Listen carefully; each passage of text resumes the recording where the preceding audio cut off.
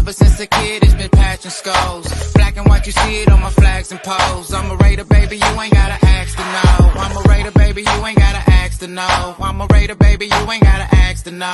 I'm a Raider, baby, you ain't gotta ask. Salute Nation, you know what it is. You know what it is. It's another episode of the E&K Show with your man Raider Earnin, my partner, my dog Raider Kush. Kush, how you feeling today, sir? Man, bro, it's another blessed day, my brother. You know what I'm saying? We got the sun is about to come down. You know what I'm saying? It's that golden time of the day. How Frankie Beverly and Mays would say it. You feel me? It's time to get that greenery in my system. Salute Milka That's right. Beasley. Salute Raiders Allegiance. Big brother Loon.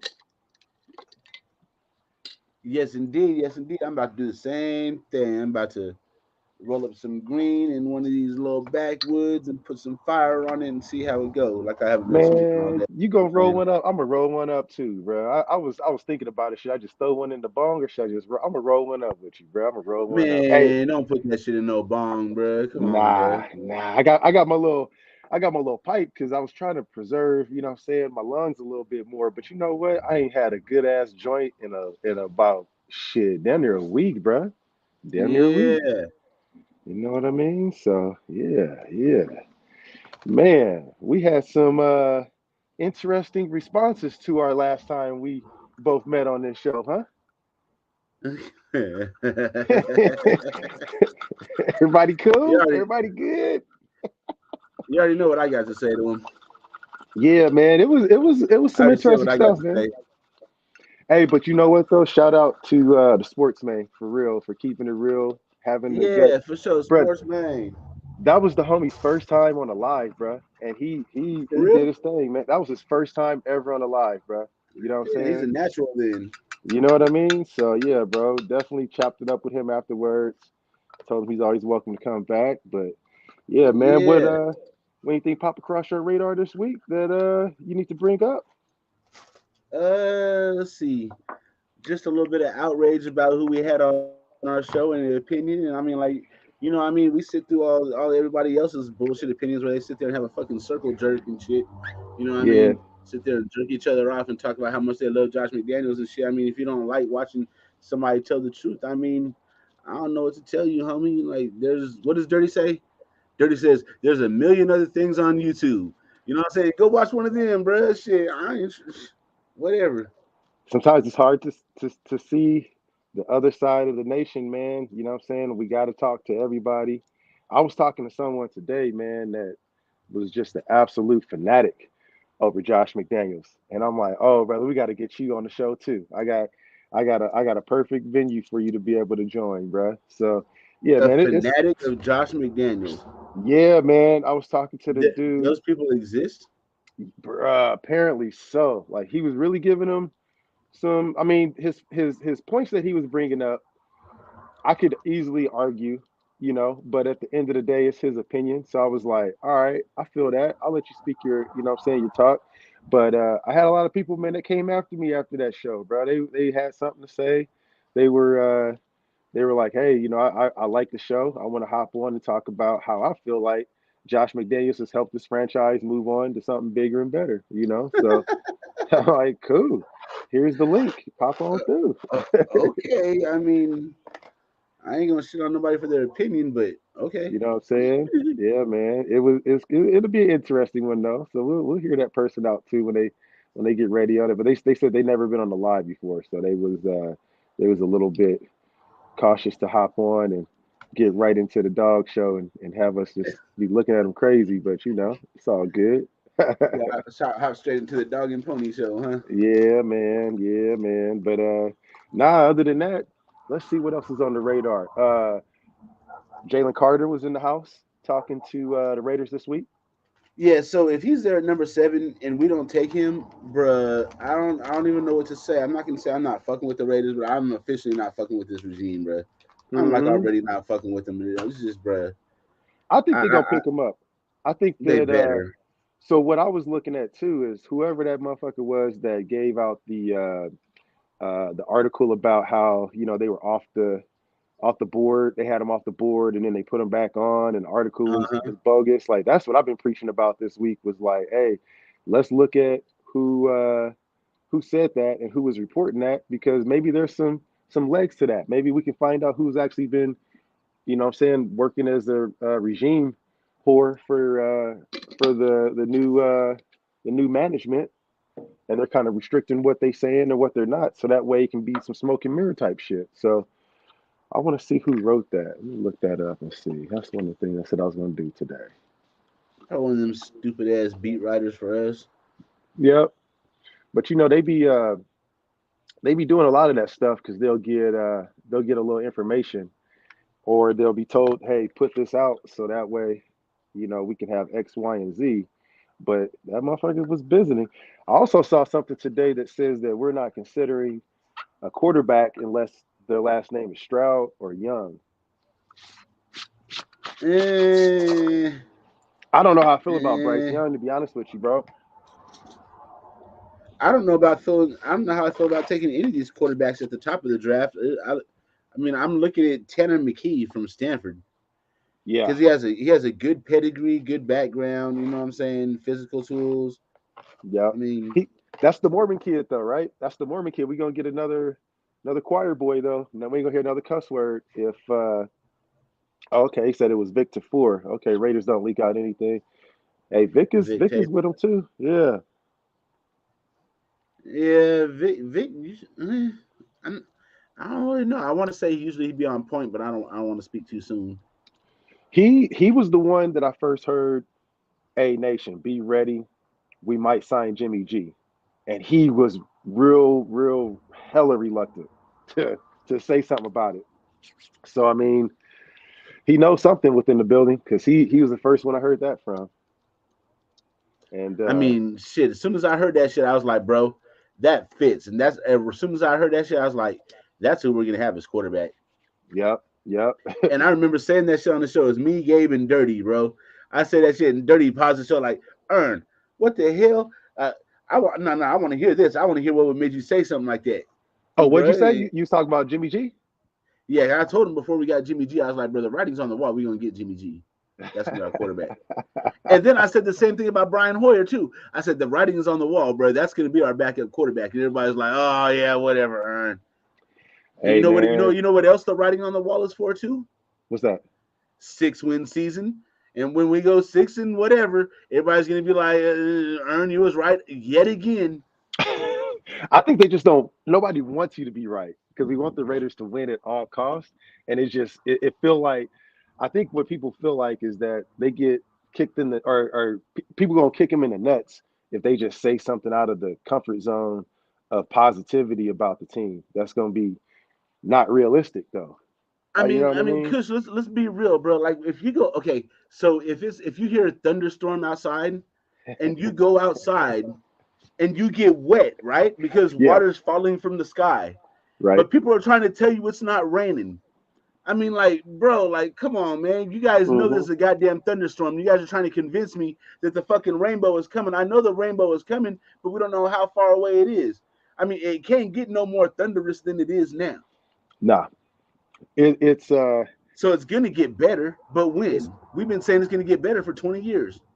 it's gonna be one of them things that we look back on probably about 10 years from now. We're gonna look on a 2022 video, what I'm saying, of what the season looked like, the 2021 video, 2021 tape. We're gonna be like, what in the fuck, man? Like, what was going on? It was some crazy shit. Either it's gonna be one of the weirdest turnovers of a regime that's gonna be the most successful, or these motherfuckers is gonna be doing some crazy shit that we're gonna be looking back Hold in on one 10 second, years and be Kush. like, yeah, yeah, you good. Let's see what we got here, man. Who we got in the chat here? Let me see. Let me see. We got right into it. My bad, y'all. What's up, Milk? How you doing, bro? Salute to you. Raiders Allegiance. Brother Loon, hopefully you feeling better. Give you some prayer hands. Hopefully everything is good with you. Gord, what's happening, man? Salute to you. Good evening. Big Worm. T's in the building. What's happening, Big T, the mod father, the OG of podcasting on the Raider Nation and Nerd News, gaming news, all that good stuff. Bulls too, Notre Dame. T got it covered. Raiders now, what's going on? How you doing? How you doing? What's good? Sinister, what's going on, man? Salute to you, bro. Thank you, man. Appreciate you. Good to see you in the group tonight. Let's see who else we got up in the house. Yeah, man. Loon was saying they don't leak it. It was Victor Four. I mean, that's pretty much the Raiders right there. Houston not taking a quarterback. That's something I heard today too. That's another one I think is going to be bullshit. It possibly could happen since you look at the head coach is a defensive minded coach, but you look at he brought his offensive dudes over with him to Houston. So I think that he could possibly do it. If he does, I don't know if he's going to spend that pick on Jalen Carter, but I don't see him taking the quarterback. He got Davis Mills, and I've been hearing that they really like Davis Mills down there, bro. yep, I've been hearing the He's same not a thing. bad quarterback, besides from looking hella weird and shit. Yep, I heard the same thing. I also heard that you know, the Raiders are really looking at Will Anderson right now too. They're saying that he may drop They or better fucking he look may at Will trade up. Anderson. If they're not looking at Will Anderson, they're not doing their job. Mm-hmm. Mm-hmm. I never take what he reports. Okay, that's good to know. Man, shit, I guess we ain't fucking with Victor Four. What's up, Gabe? Gabe said he What up, working Gabe? out. He listening. I got this new lighter I'm about to try out, bro. Look at this motherfucker. This shit is clean. I don't even know. My homie got it Okay. for me. Yeah, I'm about to try this shit out, man. It's called DG, whatever that is. Probably some Chinese shit. We'll see. Okay, that's a torch. Hey, I went and bought me a new torch lighter yesterday, right? And I Yeah. had it sitting right here on my table. And I got grown kids. My Mm-hmm. my fucking my son walks by. He's like, Peps, why all of your lighters look like fucking sex toys, bro? I'm like, bro, come on, man. Look, I got a new one yesterday too. Oh, that's dope, bro. Oh shit, bro, your lighter game is better than mine for by light And years, dog. You like, look then at I this. got this one. This is my old. I love this one. This Oh motherfucker here. shit, yeah, you kill a motherfucker with that, bro. That's a weapon, dog. I got another one somewhere. Yeah, man, my homie be going to all these cannabis shows and stuff, and so damn, he'll drop them off with me, and I'm like, oh, let me try this out. But I don't really fuck with the torches like that, like you. I like torches, bro. I don't like them fucking big lighters. You fuck around and have a blister on the fucking on that first knuckle on your thumb. Nigga, you have Yeah, that big ass blister right there from striking that yep, motherfucker for hella years and shit. yep. I got one that's it's like a little Swiss Army knife. You know what I'm saying? It got a little knife on it, got a blade, it got some Oh, scissors. for sure. Yeah, so it's a little multi-purpose. So I just keep that on it with it. But yeah, what's up, Holly? How you doing? Good to see you. What up, What's up, Holly? Dark? Kev's in the house. OJ's in the house. Omar. Cool Kev, Omar, Tubby, Raiders now. How you feeling about trading down if Carter is off the board? Let me see Good where that was question. at. Oh man, y'all busy up in there. Let me see. Okay, that's from Raiders now. How do we feel about Hey, you know what? I put it like this, Raiders down. I would be okay with it if we ended up trading down if we were going to draft the offensive lineman. If we spend that seventh overall pick on an offensive lineman, and we don't have the possibility to trade down, and we could possibly pick up another player because there's some talent out there that's going to be later on in the draft, and I don't think anybody's going to be spending.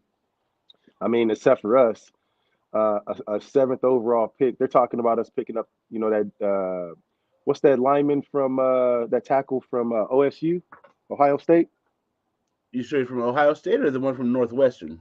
Ohio State and Northwestern. We're talking about Paris Johnson and the white boy from Northwestern too. They Peter talk about Skoronsky. Yeah, they talking about linking us up with both of those guys. Bro, I don't know. Right? Not at number No. 7. Not at number 7. Give me, bro. If you're not gonna give me Jalen Carter, then at least give me the motherfucker from Pittsburgh, bro.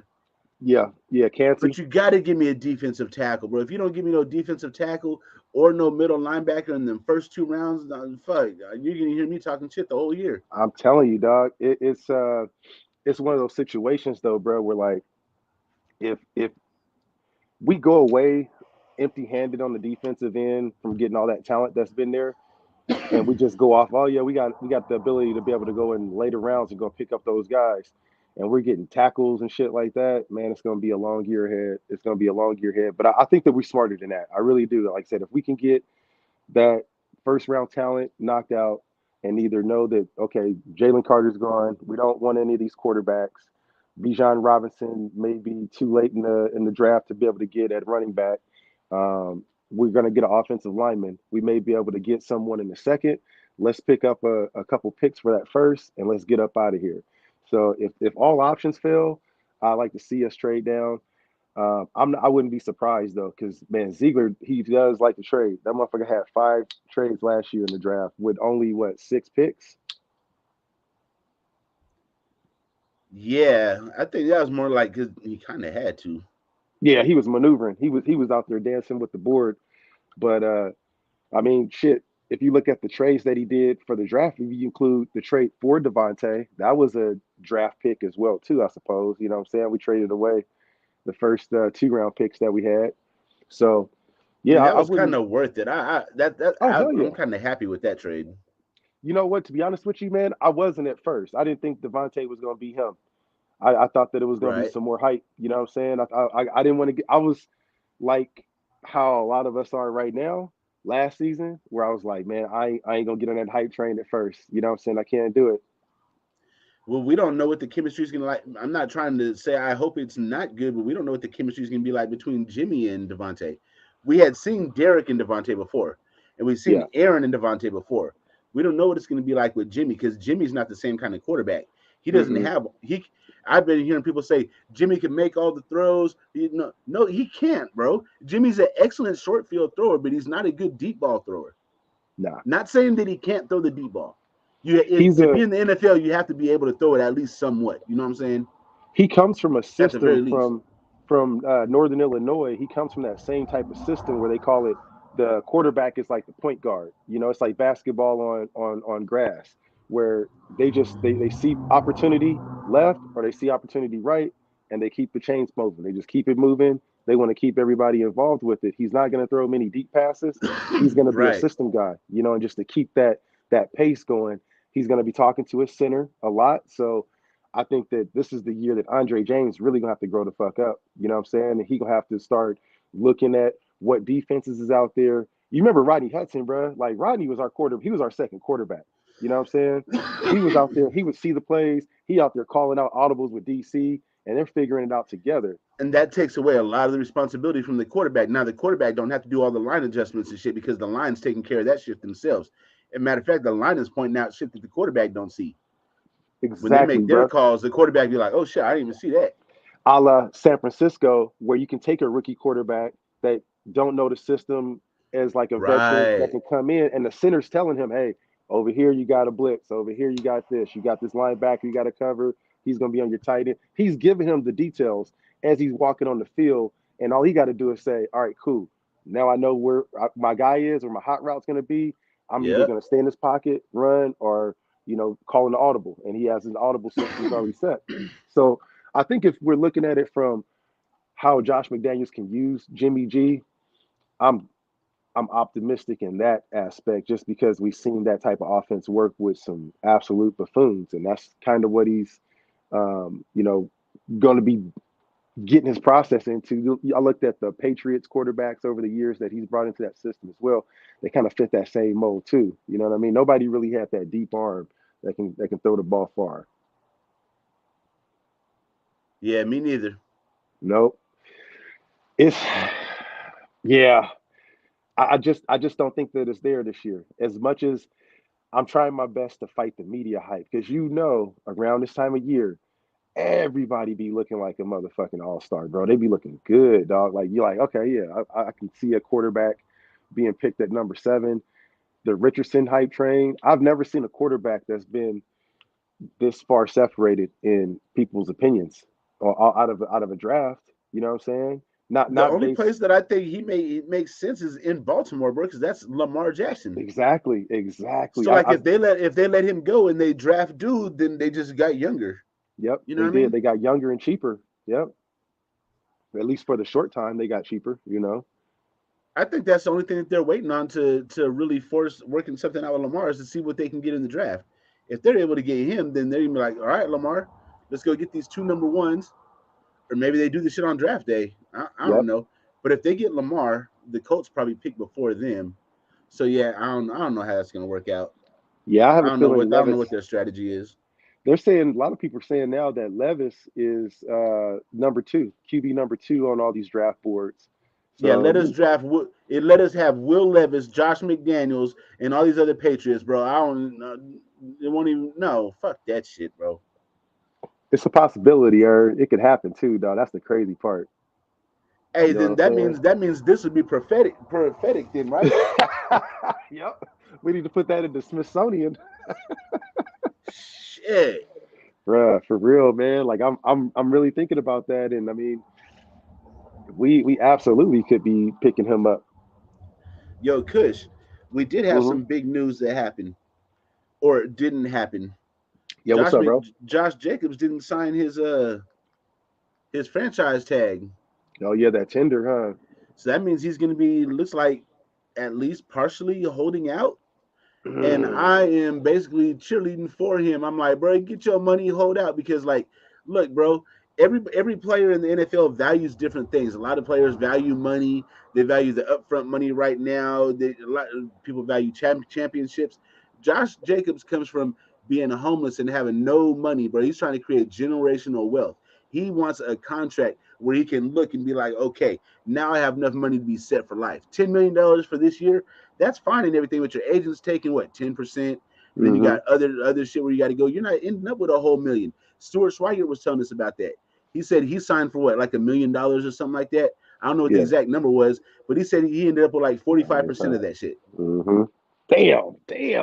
God So damn. yeah, all that shit sounds good, but when your 10 million turns into 4.5, then you're like, ugh, this gotta last me the rest of my life, bro. You know You what know I what I'm hate saying? hearing? You know what the banter that's going on that I hate hearing in some of the not national media, but I guess I should call it national media too. When they talk about Josh Jacobs, they use his homelessness as a negotiation piece to take less money. It's You know more what I'm than you ever saying? had in your life before. Nigga, that don't Yeah. mean I want to take that. That don't mean that's my value, You nigga. know what I'm saying? Like, what type of shit is that? You know what I'm saying? And I've heard it several times, but they're like, oh, well, he's homeless. He's lucky to get this, to get a roof over. Nah, that don't mean that you can just be like, yes, I'm gonna go ahead and just nah. Mm-mm. He So his deserves that. sacrifices and all the work that he put in the gym and all that shit is worth less to him because of where he came from than Exactly, bro. somebody else that came from money. Exactly, How does exactly. that shit sound crazy? Nah, man, because you look at a person like, I mean, our highest paid player, our highest paid Raider is Derek Carr all time. He has generational wealth. That man has what? At least 200 million. He got 100 from us. He just got Yep. 100 over at the Saints. He has generational wealth, bruh. You know what I'm saying? So I think if we're looking at Josh Jacobs, I'm not trying to cut him no breaks. And I love Josh Jacobs. I'd rather see him sit on the sidelines, not show up in organized team activities, Yep. do whatever, because he deserves it. I mean, the amount of pressure and stress that he took on his body, and I'll keep on repeating it. There's not many running backs that get 300 carries in a fucking season. You know what I'm saying? You just don't get the rock that much. He took the rock in his hand, and he still could have had more than that, more carries than that. And so the pounding that he took last year on the field to just win us a couple games earned him number one team captain. So it shows that somebody in there saw that he was working, and somebody else probably wasn't noticing because he didn't have it on to begin the season with. So I mean, he earned that. So what else can you ask from the man? But the business side also says that look at the running backs and look at what they don't get paid. I think that we need to separate that. We need to create our own shit because when have we ever done anything the regular way? As Raiders itself as an organization. You know what I'm Look, saying? Josh Jacobs is the fucking Raiders offense. Without Raiders. him, the Yep. Raiders offense doesn't do anything. So Mm-hmm. pay that man what he's fucking worth to you.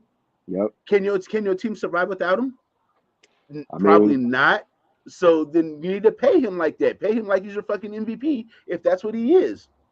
what's your take on the backup running backs? And do you think that we're gonna pick up another running back in the draft? The possibility of it?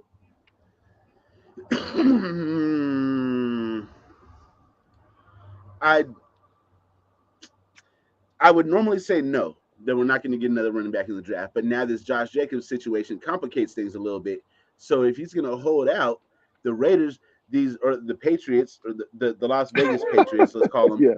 the Yeah. Las Vegas Patriots are going to be looking at it like, well, if he don't want to, we can just trade him because they look at players as being everybody's expendable. So if Yeah. that's what complicates things. So if you're gonna trade Josh Jacobs, of course you got to replace him. But if Yeah. you're going to sign him and give him a 3-year contract and let him stick around for a while, then that buys you some more time. Exactly. So it all depends on what they can do with that contract. I can't really, I don't know, but that date, that draft day, sure is approaching kind of fast though. I mean, I've been cautiously and patiently waiting for something to go down, and it ain't been shit going down so far, bro. Nothing. They haven't figured out a damn thing for JJ getting him his deal. So it just seems like they're setting up another draft, another running back in the draft. They right? probably seen something that they like, and if not, they're still going to use that as a leverage piece. I mean, if you really trying to stick it to somebody and they're on the other end of getting a lot of money from you, you would be able to be like, okay, let's say if it was like somebody that's going to be painting, I'm saying my house, and they're like, oh yeah, I can do it for $1,000. And I go and say, well, you know what? I got another crew over here. They got more people. They're faster. They're younger, and they could do it for $800. And they could be done in less time. That's basically the situation that we're at. And we're like, well, hey, hold on a second. You know what I'm saying? You've been around. We've been doing business for a long time. You know me. You know what type of problems and demons that I would bring and my work ethic. I think that honestly, they're not convinced on him and his ethic, what I'm saying, his work ethic. They saw him develop and have a great season last year. I think that they thought that he was going to go down injured. I think that they were thought that he was going to be on the same injury list with Waller and with Renfro, and he shocked the shit out of him. Right. I don't know what we gonna. One thing I do know is they down to what 3.28 million in salary cap, and you Yeah, got to we ain't pay got that no man money. at least $10 million. It's not Hmm. even looking like they're even trying because they don't even have the salary cap to pay him if they were to work. Just to say that Josh Jacobs called his agent tonight and was like, "Hey, you know what? Fuck it. I'm gonna sign this. I'm gonna sign the franchise tag. Call them, get this shit done because I like to get my money. You know what I mean? If that's what we're gonna do, then give me my money right now. Yep. If his agent called the Raiders to do that shit, they couldn't even make the shit happen right now. So it tells me that they're not even like that's not in their plans. They playing games. Yep, exactly. I've been hearing They a lot couldn't make about it happen Sincere if they wanted McCormick. to. What you think about Sincere? I've seen his tape, man. He's good, bro.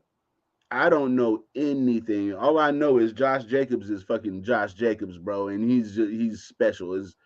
He's different than any other running back in the league. I mean, if you guys want to go ahead and roll with a running back, I mean a rookie running back, Sincere McCormick, then I'm willing to go ahead and check him out. But bro, Josh Jacobs is special. You Yeah, man. kind of gotta pay that man. Yeah, that part. I mean, Raiders now, if we got to trade Hunter Renfro and get rid of him to open up that cap room for Josh Jacobs, then you do what you got to do. it may come down to that. It may You're come down saying, what do you to, think about trading Hunter Renfro? And I was like, you know what? There's your cap room right there. yeah, damn, that's true. But I mean, are you really willing to get rid of Hunter Renfro in this system? This system is custom made for a fucking slot wide receiver like that, a Bro, shifty dude that can improvise. it would be a lot of what ifs if we let go of Hunter Renfro. Be a lot of what ifs in Then you people's what? mind, Jacoby Myers in the slot. right? I mean, So if you put Jacoby Myers in the slot, then who's running the other wide receiver? oh, the number two spot. You got the big fella, Chris. What you call it? That 6'6" cat from Washington from the Commanders. Um, yeah, I'm looking at the sincere tape. He's not bad. He's not bad. He's definitely he got some Josh Jacobs type of vision in the on the initial. Yeah, he definitely What got that college did he vision. go? It looks like UTSA. Okay, Yeah, he got some good vision at the line of scrimmage, and then he Texas takes San out. Antonio. Tim Hardaway went Hmm. there. Oh yeah, he did. That's right. That's right. Yeah. Motherfuckers can't tell me I ain't no goddamn Warriors fan, motherfuckers.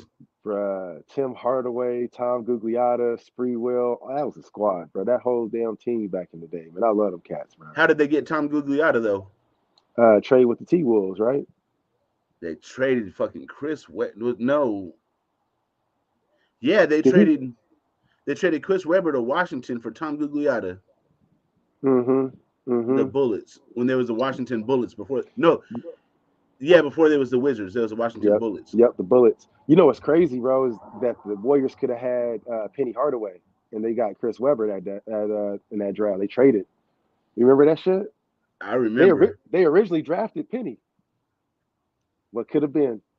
What could That's have been? crazy. For real, man. Him. But think about what was born out of that shit though, bro. We had the I fucking know. Orlando with Shaq and Penny, bro. Them motherfuckers was crazy with Nick Anderson and Dennis Scott and Horace Grant. Them motherfuckers had Yep. a squad. Yeah, they did. And then They 2 years when Michael Jordan was off, bro, we thought Orlando was gonna be the next thing.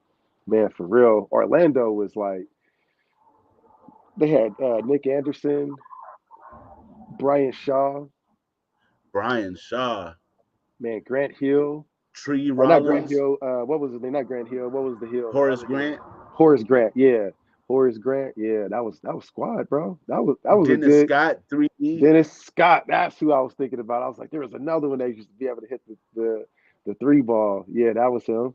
And then they had somebody coming off the bench too. That was raw as fuck too. I think it was nice though. That was That was a they squad. they should have won at least two, but they had that. They lost to Houston, I think. Didn't they lose to Yep. one of them to Houston? They lost to Houston, and then let's see, Houston won both of those 2 years Jordan was gone. They beat Orlando the first year and beat the Knicks the second year. Hey, do you think that Jordan could have beat that Houston squad while he was going? You think that he could have took the Bulls team and faced them cats? It depends on which Bulls team you're talking about. Are you talking about the ones with Horace Grant or the ones with Dennis Rodman? Probably it would be the era with Horace Grant. With Horace Grant, probably not, because who's going to guard Olajuwon? Luke and Longley? Horry too, Robert Horry. You know what I'm saying? So Dennis Rodman, I mean, he's not going to negate Olajuwon, but he's going to at least he's going to slow him down a little bit. You know what I'm saying? And he was averaging 20 rebounds a game, like right around that time. So I don't know. With Horace Grant, I don't think the Bulls win. With Dennis Rodman, I mean, it's a high possibility. People don't realize the greatness of that motherfucker, bro. Back in the day, man, he was a dog, bro. He was a Rodman straight was a up dog. game changer, bro. Yeah, he was a scorer back before he became a defensive expert. I don't know what the fuck he's doing nowadays, but he was a hell of a basketball player. Oh yeah, he man. That's the thing, man. I He was out here telling my tweaking homeboy. now. I was telling my homeboy about he thought Bill Romanowski was dead. I'm like, nah, bro, it's only a handful of players that used to play back in the day, man, that's still doing straight. You know what I'm saying? But I was like, nah, Bill Romanowski doing cool, man. Last time I heard, he was at the Super Bowl a couple years back talking about cannabis and shit. Yeah. Let's see what the chat talking about. Let's see. They had some interesting conversations earlier. I don't know why we counting on Sincere McCormick to be our next running back when he hasn't even played it down for us. Because the bro got talent. Um, yeah, a lot of people saying he could be the Chris Warren 2.0. You remember Chris Warren? I was all in on Chris Warren, bro. I thought he was gonna be the next one. But Kush, how many players have you and me seen come to the Raiders and they're supposed to be like, this dude is the fucking truth, bro? And they get here and they're just like, where's this truth at, bro? This looks like a lie to me. You know what I'm saying? Yeah, So that's why I'm not gonna say anything negative about Sincere McCormick, but I can't really say anything positive because either one of those would be a lie because I just don't know anything about him. I need to see something. yeah. We got to see it. We got to see it in the silver and black for damn sure. He Right. got good tape. I'm looking at him right now, man. He's a north south type of runner. You know what I'm saying? He commits to where he's gonna go, and he's gonna run through your ass. You know what I'm saying? So maybe some off season workouts with Deuce Gruden's gonna help him out because he's already pretty damn. He looks like he's pretty solid. He looks like Okay. Josh Jacobs actually, but maybe a good weight room. I think Zamir White is gonna do good under another weight room season because you look at it helped benefit Josh. Josh looked chunky when he first came out of Alabama. You know what I'm saying? He still has some baby fat. He's starting to finally lean out. Max was just scrawny looking when he first came. That boy was on some he was on some partying, but he looks scrawny as hell. He's picked up some weight. He So looks like a beast now. That's a grown ass man now. yeah, that boy 6'5" dunking on cats at 260. I saw You a know what I'm video of him saying? dunking on somebody. Yeah. This is where we find out McDaniel's common sense as a head coach, What common evaluating sense of JJ's a head work to his coach? team. Where's McDaniel's ego thinking he can get better? Man, you know what his common sense would be, Earn? Is for him to stick to whatever he was doing in New England that made it work and just have the motherfuckers around him. But I think that's where the conflict lies. You know what I'm saying? He ain't gonna be able to give up that But power. he can't do that because in New England he had no responsibility but to run the offense. Yep. Now it's like, nigga, if somebody kicks a fucking if somebody breaks their toe from stubbing the shit on the sideline, that's all his responsibility. He's not cut out for that shit. Ponder this. You know who he really needs is Rich Bisaccia to be there to keep the guys in line. You know what I'm saying? They I respected don't. him. They listened to him. If he told them, get your ass back off, like how the coaches always tell you get back off the field when you're on the Yep. sideline. He tell Yep. you get back. They gonna listen and get the fuck back. With Yeah. Josh McDaniels, he'd be like, get back. They just look at me like, here you go, this nigga again. Yeah. Exactly.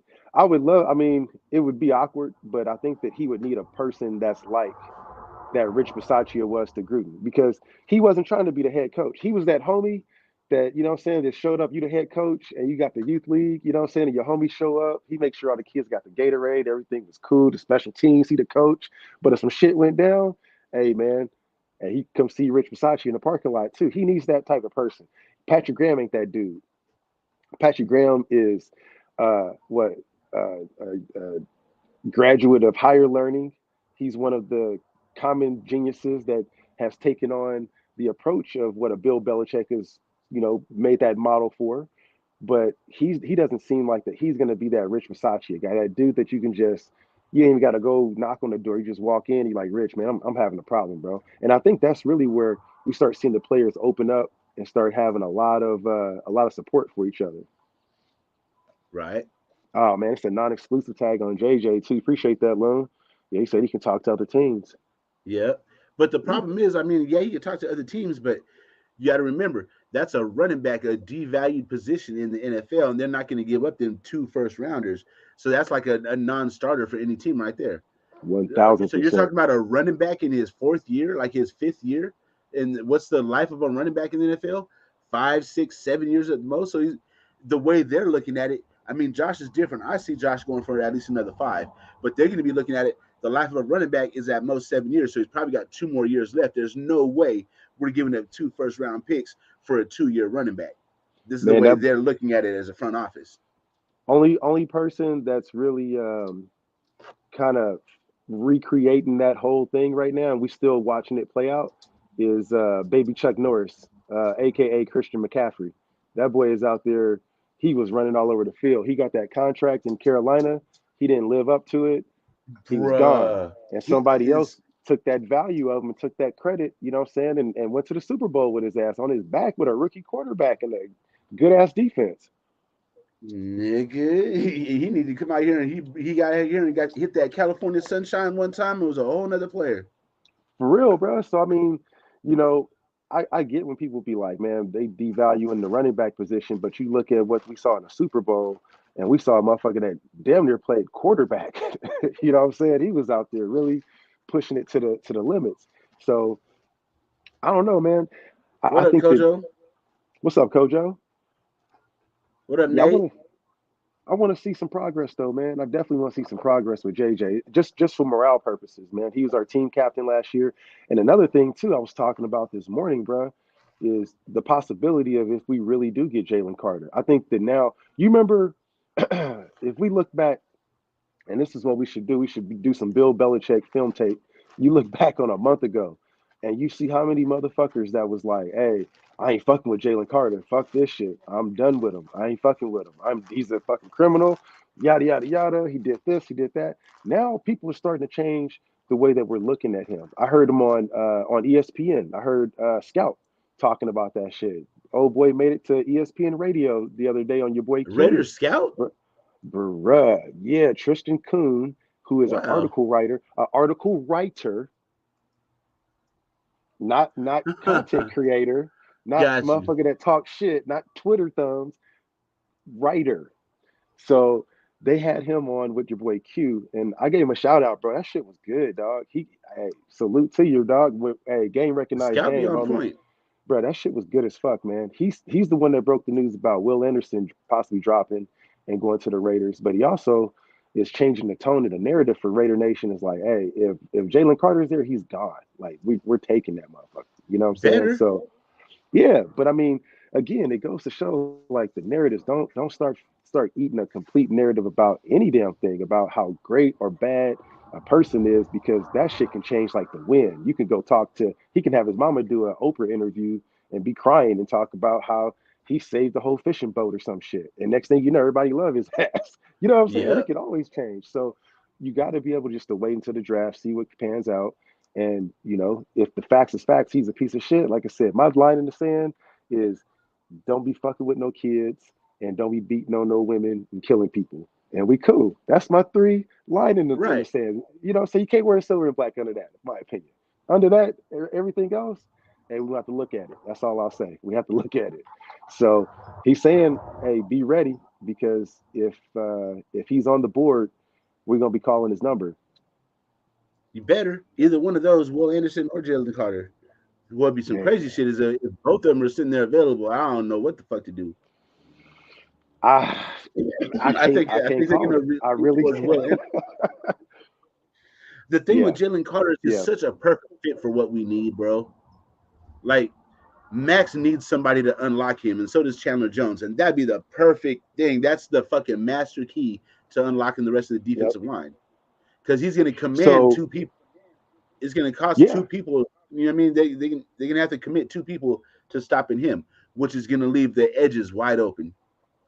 look, bro. I looked up as much information as I could on Jalen Carter, almost to the point to where, what I'm saying, I got his high school tape. You know what I'm saying, and he played tight end. He played tight end, offensive line, and got recruited as one of the top offensive players in his positions as well. So if he's a He's tight end, also, that means he lightweight got some wheels. Then bro. He also was a track and field athlete. really, Yeah, yeah, bro. He's from Florida, where all the quick twitch fiber cats is at. Be chasing chickens yeah, and doing all that shit. So he played offense before. That's why he's so aggressive on defense now, because they're telling him, "Hey, big fella, all you got to do is just get to the quarterback now. You ain't got to go out there and run no routes." Because he was tired of running routes and doing all that shit. He was offensive right. before. They put him on the offensive line. He was too aggressive on the offensive line. So they were like, "All right, let's try him on defensive at the defensive tackle position." He had offers from Alabama, all these top schools. The reason why he went to Georgia was because of the two guys that were there before him, that were the team captains that molded him and helped him turn into the player that we see now. So this is the dude that had a lot of high upside. People were doubting him playing the defensive tackle position, and he went out there and dominated. So this ain't the first time that Jalen Carter's been doubted, been questioned, and had to switch and do something completely, to another realm after being stressed the fuck out. So uh, Okay. I, I like him, man. I like him a lot. Looking at the overall benefit that this dude could bring, the only question that I have is that, or the only issue that I have is that, let's say he goes to a team like shit, even New York, Philadelphia, Dallas. They got Micah Parsons there. They got team captain. They got C patches on their chest, Earn. You know what I'm saying? So who do we have with a fucking C patch on our defensive side, bro? That can be able to be like, Max, hey, that's man, that's it. So that's the challenge right there. And I challenge, I mean not challenge, but I'm sure that he's had a conversation with Patrick Graham and with, probably Mark Davis and everybody else that says, hey, bro, I know you got a new family, but you got that C on your chest. You're the only person left. Perryman's gone, Deron Harmon's gone. You're the only one with that C on your chest. If we draft this dude, do you have it within your length to be able to bring this dude in to your family and talk? And they probably it's going to come down to that. So I'm pretty sure they're going to have a conversation with Max, because that's going to be a guy that he needs to have some family structure around him in a busy ass city. that's very true. I Hmm. just feel like with the Patriots, I still call this coaching staff the Patriots coaching staff. So forgive me if I say that shit, whatever. I don't Hey, want to have to correct no, you myself good. every You fucking good. time. So with this coaching staff, like they're used to taking players that have issues. You know what I'm saying? And then when they draft them, they never have no fucking issues. How many times did you ever hear about a player in New England getting a DUI Never. And you know what? or a domestic violence or anything like that? Hey, and here's the thing about New England too, is I've been there. It's an interesting place, but reading the reports and hearing about their fans, it's one of the most racist towns that you can ever go to. In It's that fucking Boston, Boston, of course. yeah. So like not hearing anything about a player getting targeted. How many times do you hear that Wow, about huh? motherfucking Buffalo with Marshawn? You know what I'm saying? And how he had to get the fuck up out of there because they were just targeting the dog. You know what I'm saying? Yeah, Minnesota with Randy Moss.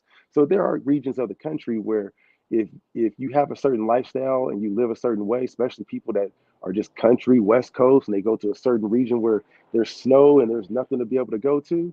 Like I saw a video of Marshawn Lynch going to a I forget what it was, like a Chuck E. Cheese type place or something. You know what I'm saying? That was the only spot to go to. You know what I mean? So it always comes down to that though. It really does. It's like, are we going to be able to see that player in a different element? Are they going to be fine?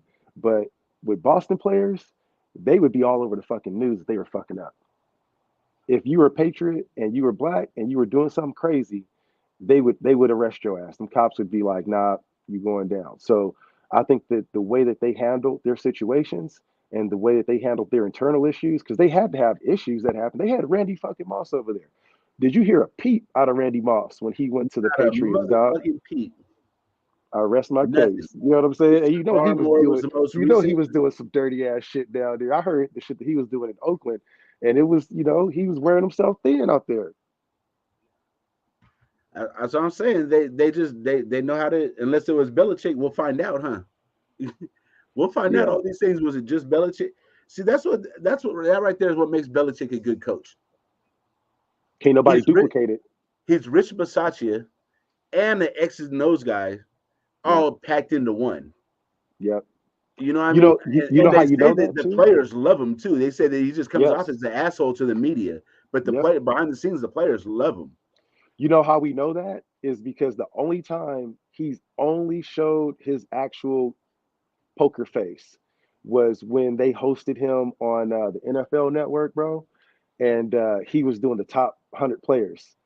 And this dude looked like a kid, like a 9, 10-year-old kid with his football cards back in the day. It's 87 all over again for Belichick. And this motherfucker had his football card. Bro, this motherfucker was talking about players that was in black and white screen on their tape that he was like, oh yeah, this is the best interior lineman all time, or this is the best running back. And I'm like, who the fuck is this person? Who is his name on this person? And I know football, I know a lot of names and shit from just growing up around it my whole life. I didn't even know who these motherfuckers were. And he was mentioning some names. So that's the one time you see like his personality comes out. And and bro, they brought out LT and this motherfucker started talking to LT. That's the only time I seen this nigga actually crack a realistic smile. He looked like a bruh. Like he really like he got it in him. You know what I'm saying? He in it. He's in the trenches with his people. And you could tell Uh-huh. he's still in that shit though. That's the thing, is like he never got out the trenches, man. And I think that's It's why not everybody like respects him. most people like they have to go into character and come out of character. That's not a character for him, bro. That's his life. Yeah, he throw the hoodie on in the morning. He go get on that treadmill and he watches tape, and he don't do nothing else until the next meeting. And then he's figuring out how to be able to just whoop your ass. That's all that he's trying to do. And he just wants people that's all that they want to do is just whoop the other team's ass. They don't care about the contract. They don't care about their endorsement deal. They just want to go out there and just whoop your ass. And if they can be able to beat them, then shit, hey, I'll say let's duplicate it. But if we can't duplicate that shit, what's next? We should have never even made this pit stop. It should have been it should have been what's next before. We should have advanced to go and collect our $200. We fucking around stopping the Pacific. Yeah, yeah, that's true. That is true. We stopped at a motherfucking McDonald's when they had the damn You know what sizzler I'm right down the saying? road. Like, man, we could have took that 6.99 and hit that buffet, man. We could have had a Versace buffet, man. It would have been great, bro. You know what I'm saying? It would have been a Instead, value meal. we went to McDowell's and fucked around. We didn't even get the Big Mac. We got McDoubles, bro. You know what I'm saying? McDowell's. Bro, you just struck genius right there. I know what I'm doing next. McDowell's. Josh Oh, McDowell's. Bro, man, I'm looking at Christian McCaffrey tape right now. This boy is a dog. He shit all over Tampa Bay last season. Did he? Yeah, I'm looking at the top 100 runs of last season, and McCaffrey's at like number 50, and the Okay. boy's a dog. Yeah, he's a dog. Yeah, the Patriots did have a whole bunch of running backs by committee because they're on here a lot, and there's running backs that I don't even know. Number 38, and then there's another one right here right now. I don't even know who the hell is that dude. Yeah, bro, they got a lot of them. See, that's another thing that tells me that Josh Jacobs might fuck around and get traded, bro. Yeah, They might tag and trade him. I mean, or sign and trade him we saw it with because Waller. they like to go with the stable of running backs. You know what I mean? Yeah, I think they're gonna have to see what they have from other running backs because if we don't have someone and their engine is prime and ready to go, because like running backs, like Josh Jacobs shown, he got to get those reps. He got to get those reps to be able to really issue out greatness. So you can't just bring in a player and get 4 or 5 carries and expect them to go crazy. I was talking about it earlier. The last thing I want to see again is another. And I loved him; he was great, but I don't want to see another Jalen Richard. You know what I'm saying? I want to see someone that can actually be able to carry the full weight load of a number one running back if Right, they bro. get I caught. don't want to have these fucking situational running backs where when they come into the Hmm. game, you know what the fucking play call is going to be. Yeah. Like I love Marshawn Lynch, but he was one of them situational running backs. When Marshawn's in the game, stack the box. It's going to Oh. be a fucking run. You know what I mean? When Jalen Yep. Richard's in the game, go nickel. It's going to be a pass. It's like we need a running back that fucking. I know you guys can say, man, that's just Madden, but this is where I get this logic from. Look, in Madden, if you're running like a certain formation and you run Hmm. a pass play, and you realize, you know what, they're really covering the pass. You can hold down that triangle button, go to an audible, and just change keep the same formation, run a hurry up offense, and just switch it over to run. Yeah. But Yeah. like if you have a running back that can only catch passes, you can't do that. You got to have a dual threat running back that can catch and run the ball. I, A I la prefer a triple threat running back that can block as well. Austin Eckler. Right. You know what I'm saying? You don't know if he's gonna. That's what he would punish us with that running game. You didn't know if he was gonna be running the ball or that quick Yep. little out route that he would the dump off passes, They and can he would set it just up for a crush us pass with and that. run a fucking draw right up the middle. Yep, and Gas you every time.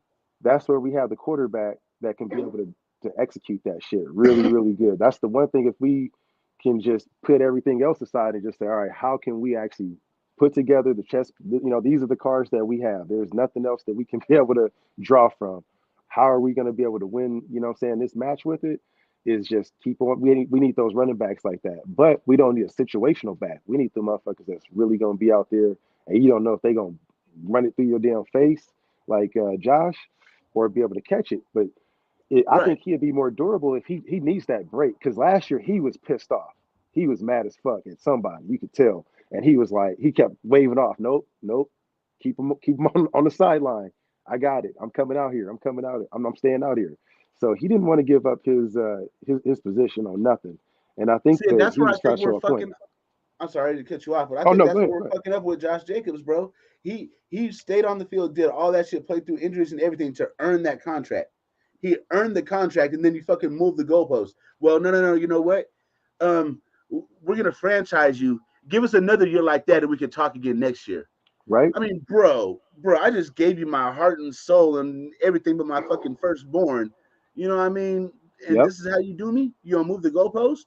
It hurt. It's like That they was, got him running with a fucking carrot in front of him. You know, like how the cartoons where they have like a horse and then they're yep. trying to get the horse to run faster, so they dangle a carrot in front of him. He's never going to Yeah. catch the carrot. Yep. That's what they're doing to Josh Jacobs. Yep, exactly. And then, take into the consideration that it seems like to me that they do send out their own narratives, right?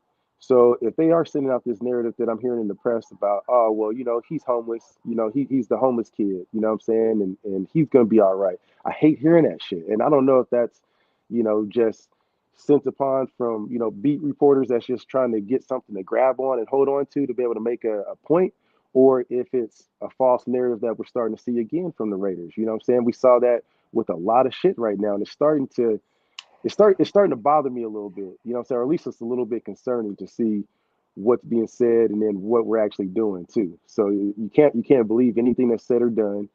Who knows? They're talking about how Josh Jacobs is, not signed it. He could possibly be there too right now, you know what I'm saying, and be having negotiations with him. But all signs indicate that they're going to wait until the draft. And don't be surprised if we pick up a running back in the draft or probably undrafted because they're probably going to even try and prove a point. And we're probably going to pick up a shit ton of undrafted free agents at the running back position. And they're probably going to try and prove a point like that. Same way they did with You know cornerback what? last season with Leon Hall and then the other homeboy. You know what I'm saying? This is a good question that Milky BC has right here. What do you think Arizona wants for the third pick? And then right as he asked that, we're talking about Okay. Josh Jacobs and how he might not be there. What do you think the possibilities are that we fuck Mm-hmm. around and try and use him as a piece to move up and grab that pick? But is giving up Josh Jacobs really going to be worth getting you a rookie linebacker? Will Anderson is special, but bruh, bruh, you gonna give up your special running back, like the So one thing that keeps your team going? Because without him, we're gonna look like it's not let's gonna be the same team. let's unpack that. What would it take? So if we would trade Josh Jacobs to the Cardinals, they would have Kyler Murray and Josh Jacobs in the offense. Would probably end up trying to negotiate Hopkins. You know what I'm saying Then on you that. then you got something to talk to DeAndre about, like fuck around and stay here. Right. Look, we're trying to build something now. Mm-hmm. Mm-hmm. Mm-hmm. Chat, what y'all think about that? I know they're gonna be having something to say about that one, but that's a real possibility, bro. Like I could see that really happening. And Where then they're only sliding back four slots too, so they could still get them a top player to go with whatever offense or defense they're trying to put together. this is Khalil Mack all over again. It sounds like It kind of does, and they dropped the ball on that one. if that would be the case, that would be a lot like Khalil right there. That'd be real detrimental, but at the same time would be like, all right, we got our defensive piece that we wanted. We know that the biggest thing that we need is defense, but if how confident are we that we think that that's going to be worth it to be able to go all the way up to three and get what we want when we can just wait and go to seven? So that's kind of what we weighing out right there. You still got a top 10 pick. Mm-hmm.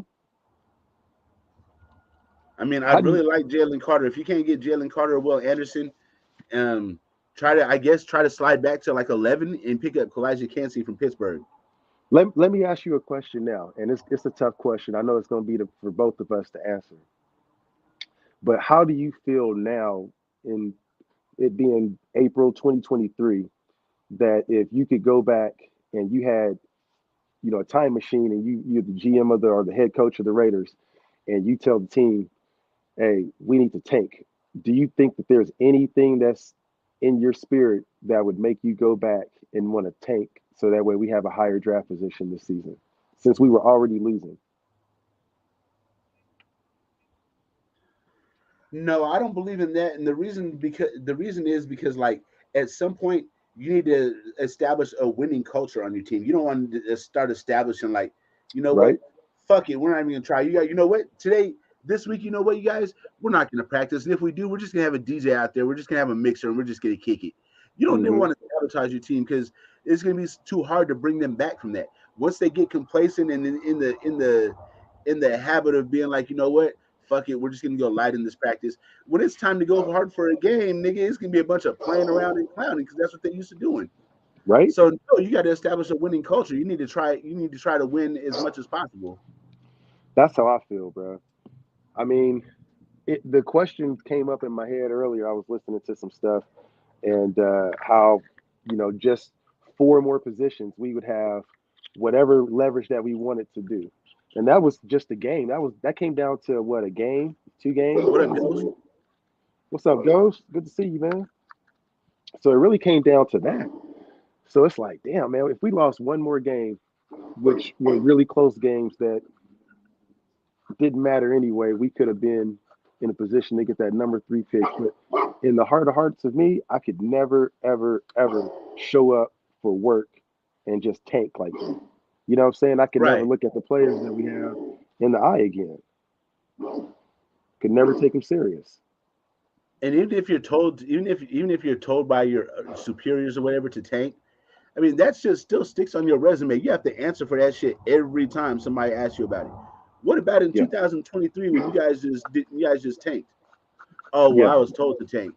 So you did it be and you thought that was okay? Hmm. Exactly.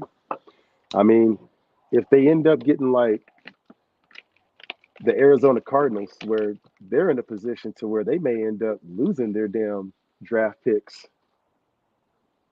Did you see all the shit that was going on with them?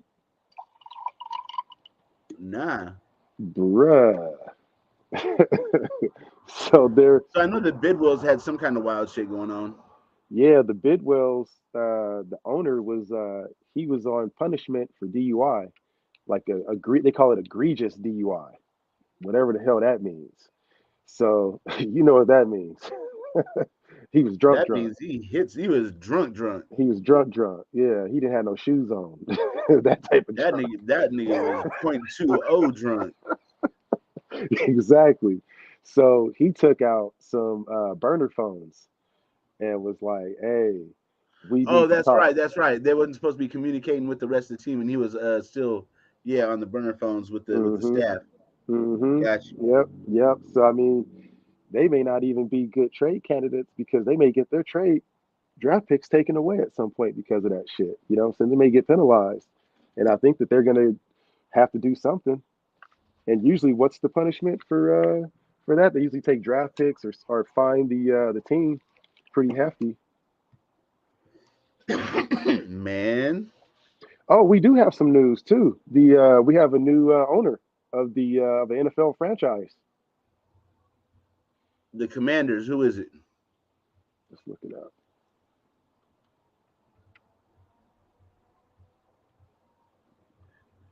Hopefully they change that stupid ass name, bruh.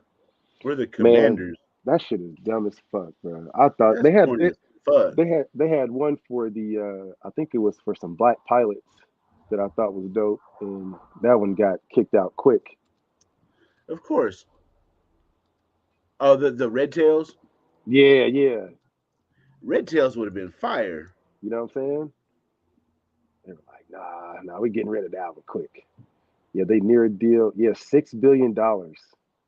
Damn, a record fucking deal. And so you know what happened with that shit? Let's unwrap that shit.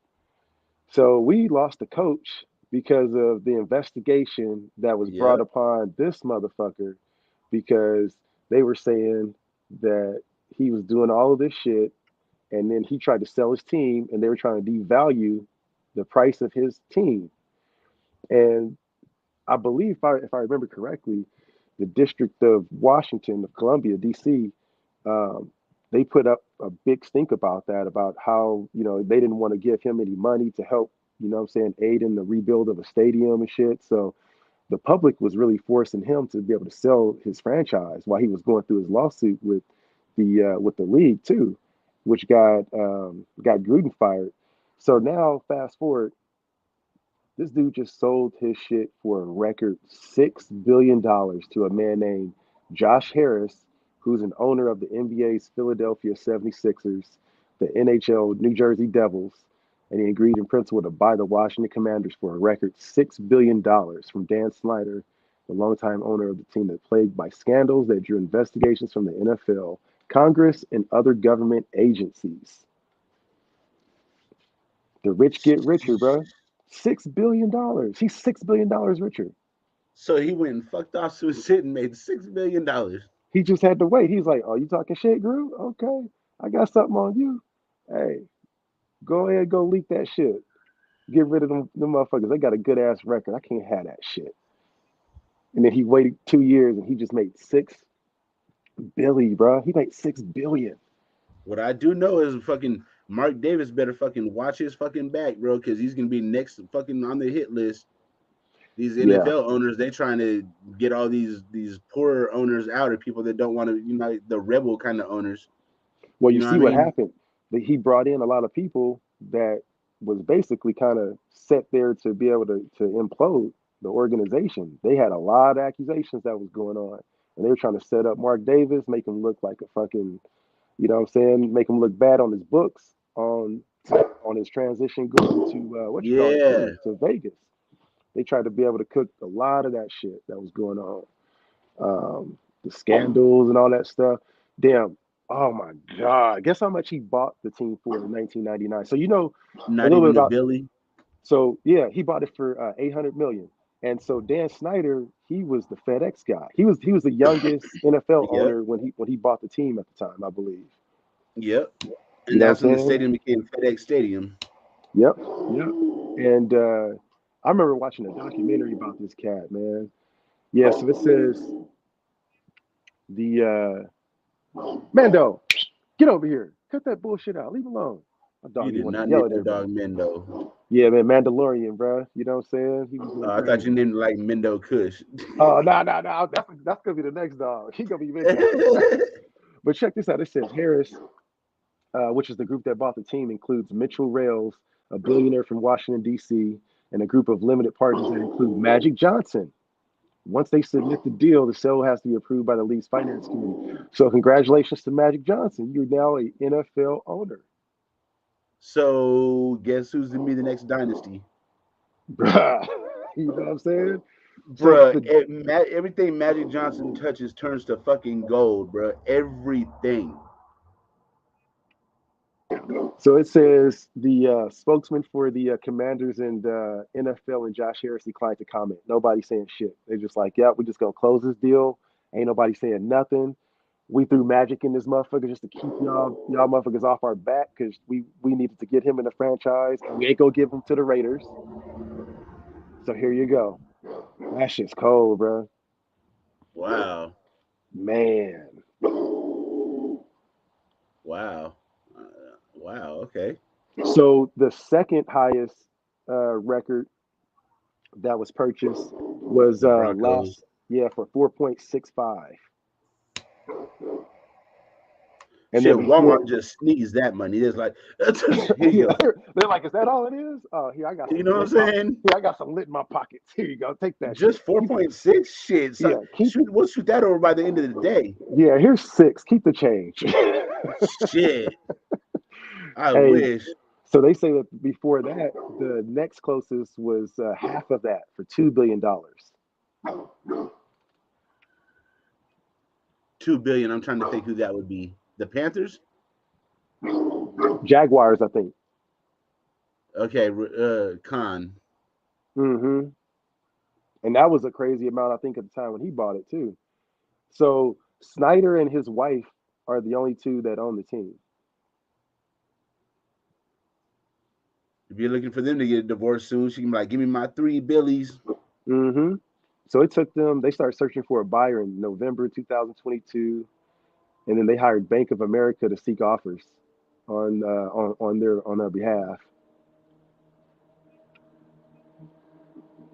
Damn, Yeah, you see, that didn't take long. that didn't take long at all. But he called. You remember what he said too? So when he was going through all this shit, he told them. He said, "I got I got a case." He basically told them like Denzel in Training Day. He's like, "I got cases on On all all you." you bitches.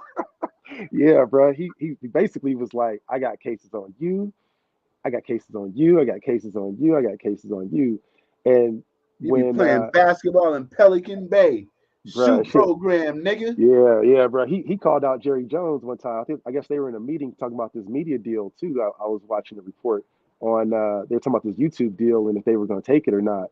And I think it was somebody else holding up the deal and they were going off and Snyder was going off. He said, "Hey man," he's like, "I got shit on you too." He's like, "Don't get me started." Yee. They made sure that he got an abundant amount of money to get the fuck up out of there. Man, and then he's Nate, we're not doing this shit, bro. Not cool. yeah. Hey, he's still alive. Snyder is he sued all of his limited partners, claiming that they tried to smear his reputation too.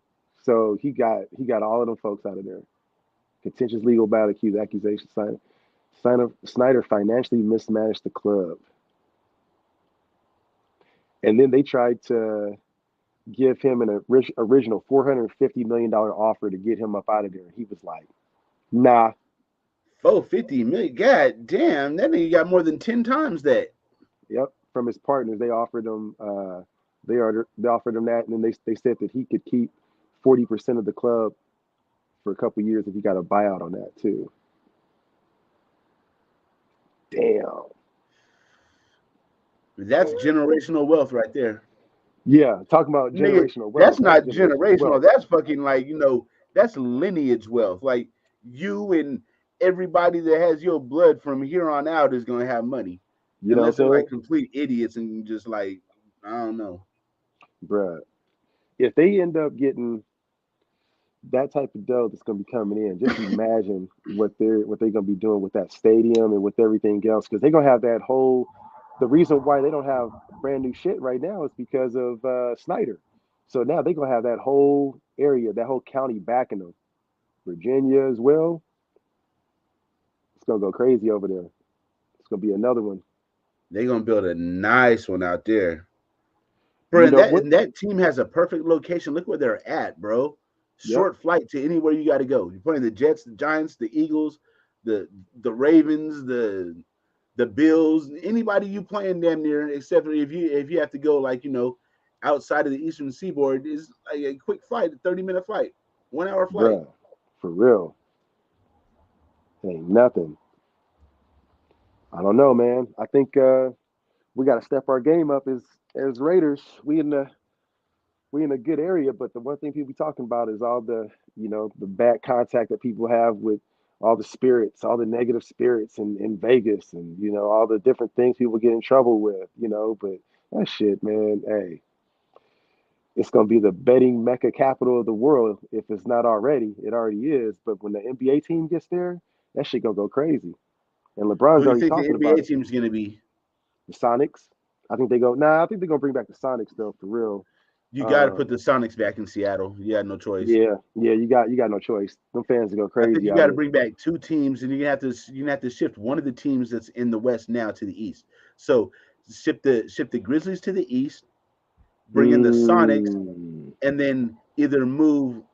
I'm thinking either give Vegas its own team, or move the Jazz or the Kings to Vegas. Moving the Jazz to Vegas is going to be Jazz. hard because they Yeah, have such a heavy following. It's going to be hard to do bruh. that one. But they're not far from Vegas. They're the That's closest why I to was saying Vegas. those two. Yeah. Because the Clippers could go to Vegas. There you go. But they're building a new stadium in LA. Hmm. But the Clippers going to Vegas, that would have been the perfect one. Yeah. Yeah. Now the Clippers, they had their opportunity to leave, and their owner got stupid money too. Bomber, Yeah. he got stupid money. Call the motherfuckers the Las Vegas Jokers. That'd be dope as fuck. There you go. Yep. Jokers, that would be dope. And they have some. Yeah, they could do all kind of shit with that logo. We'd be fresh as fuck. Hey, they build it. They built it a squad with the Aces though. They got Tom Brady as the owner. It's saying the Grizzlies might move to Vegas. What? Oh, okay. I put that comment. I didn't even read it. That would make Damn. sense because Yeah, they're playing the West, but they're in Memphis. And like nigga, last I looked at a fucking map, Memphis is in Tennessee. And for Tennessee's real. like in the East. It's in the South, but it's in the East. Yeah, they building up their fan base too. That's the crazy part is you would think that they wouldn't move, but shit, they moved Seattle right when they were just starting to bang out a good team. They drafted Kevin Durant. They had a squad. Who, Oklahoma? Yeah, when they were in Seattle, Oh, yep, yep. because if you They still remember, had Ray Allen then. yeah, bro, and KD was drafted by the Sonics. Yeah, You know what I mean? So that's right. he People tend to forget that. yep. Okay, what did Lil say? Seattle and Vegas is the next two. Okay. NBA wants LeBron to own the. Yeah, I know. I heard about that about LeBron. Hey, yeah, the A's is moving, talking about the Vegas too. They giving them some property rights, and I guess that's like big time. They giving them basically free land to be able to set up at. They're like, hey, you just come on over here. We got you. We gonna build you guys. a nice little stadium over here, and we'll give you all the rights to it. And then you know what's gonna happen? The Hmm. fucking A's be back on top because the biggest thing about the A's, they have a good farm system and everything. 1 second, special guest, I got you. But the All right. A's have a good ass farm system and everything, right? The Yeah. biggest problem is they get players, then they become good, and then you can't pay them. So you have to trade them off, or you're gonna get nothing for them. And the reason they Exactly. can't pay them is because nobody comes to that fucking raggedy ass stadium, so they have no revenue to pay their players. Now, if you build Hmm. them a nice ass stadium in Vegas, now you got the revenue to pay and keep your players. But, ladies and gentlemen, we have a special guest coming to us from the loud down under, all the way on the other side of the world. This is my dog right here. We just can't never seem to have our times match up, being that I'm here and he's way over there. You know what I'm saying? But I'm glad we Yep. made a match up right now. Here you go. Y'all know him. Y'all love him. It's AR-15 Alpha Kazi Raider. What's What's going on, happening West with Side Ern? What's cracking? Kush. shit? Good to Can't see Salute, you, call brother. mate. Salute, man. Salute everyone in the chat. How are we all? What's cracking? You looking like $1,000,000, bro? Well, every day's a good day to be a Raider. You always got to feel $1,000,000. You know what I mean? Even if the team's not Feel it. feeling, doing too good, but you know, Hey, we doing good. You know what I'm saying? Hey, man, we ain't got no accusations. You know what I'm saying? Ain't nobody in jail on bond. You know what I'm saying? Hey, what up, knock Dirty? on wood, we all good. You know what I'm saying? We doing good. That's always a good thing. If we don't have no, well, we kind of got a player on bond. You know what I'm saying? We can't forget about our good brother. You know what I'm saying? But hey, other than that, we doing pretty good. yeah. Hey, we got Except a for boatload having of a draft half a picks, head right? So coach. that's another thing. We're doing all good except for having half a head coach on our team. You know what I'm saying? It's rough. Look, I've been with most of your takes, West Side. Maybe unpopular with some, but I agree with a lot of what you say. I've never Thank been you, on sir. board Appreciate you. with I wasn't sold when we hired like McDaniels from the start, and Patrick Graham. I didn't think it was necessary to nosedive into what looks to be a rebuild, but here we are. You know what I mean? But I'm gonna try and stay reasonably. What's the word I'm looking Yeah, for? keep it real. You're just gonna Um, be reasonably Optimistic. optimistic. Yep. Optimistic, yes. Yeah, Okay, so got you. look, all right, here we are. We've got a boatload of draft picks. We're going to have a large youth movement, something that I haven't seen for the longest time now, maybe ever. You know what I mean? So that's a good thing to have a young team. Hopefully they're young, hungry. Look, it's going to take time with a lot of these guys, unless we see a big jump from our second and third year guys. I'm talking like Diablo and Morig, Parham. I'm looking at Kuntz. I'm looking at Got Mumford. You you, know what I Al. mean? Like this year might be rough ride, but that's okay. Okay, like I'm not cool with it, but like I can accept it. You know what I mean? Because it's unfair to expect. Like we've got a lot of draft picks, but you know what I mean? Like it's unfair to expect them to take us to 9, 10, 11 wins. If it happens, fantastic. But we need to give these guys time. And as long as we end up for the better on the other side, I'm going to ride this out and hope for the best. You know what I'm saying? So Got no trying to choice. stay reasonably, optimistic. Having a youth movement isn't necessarily a bad thing, as long as we end up, like I said, for the better on the other side. But these guys, they're going to need time. They're going to need time. Good take, brother. Good take, bro. Hey, go ahead, Ern. Definitely. What you saying, bro? I'm, I'm processing what he's saying. They're gonna need time, and I'm just like, he's 100% right. My thing is just like, bro, you know how long we've been waiting. You You know know what I what? I mean? know. Look, I don't like it either. I don't This, like it Like, either. But here this we is fuck. a are. You know what I'm saying? fellas. This is a good time to take a quick commercial break, and we're gonna bring out a special guest. This is his first time on the Ern and Kush show. We're gonna give him a special salute. You guys must have brought some good vibes to the spirit. So everybody, stand up and salute Al's ghost. Ghost. Afakazi, Ern, Kush, salute, fellas. Salute, What's going fellas. on? Nothing much, man. Ern, I feel like I haven't talked to you in like 6 months or something, dude. But Ern is basically me in the chat, but he's like on the panels. I pretty much like agree, like probably 90 to 99% of what Ern says. Like I echo in the chat, so I feel like it's like an army of like two people in Raider Nation. It's a pleasure. It's a pleasure. and Kush, I really, I just discovered your content, man. I really appreciate it. Like those early morning workouts. it gets me pumped up in the morning and go for a walk or whatever. So really appreciate your content, man. Really, Thank you, really man. good stuff. Much But love, man. Thank you. yeah, no, for sure. Keep it up. And off of Kazi, actually going off of what you were saying, I'm actually like in the same boat. So I don't believe in these guys. I don't believe in Ziegler and McDaniels, but I also don't think that we should be firing head coaches left and right. I mean, we change head coaches like we change underwear, right? Like that's the thing that the Raiders do. And at the end of the day, we need consistency, right? And if you look at the teams who are playing deep into January and the two teams that end up playing in February, they're marked by a couple of qualities, right? And first and foremost, it's consistency. And that's something that we've been lacking at the GM position, at the head coaching position. And, you know, even though I don't believe in these guys, I don't think that's the right move is to like go ahead and fire them. Let's try to build this thing the right way. You know, who are we kidding ourselves? This is a full-on, full-fledged rebuild. Yeah. I mean, we're thinking like 3-4 years down the road. I think next season, the record, I don't want to be a pessimist because, you know, actually in my daily life, I'm pretty optimistic. But when it comes to the Raiders, you know, I have a limit in terms of my optimism.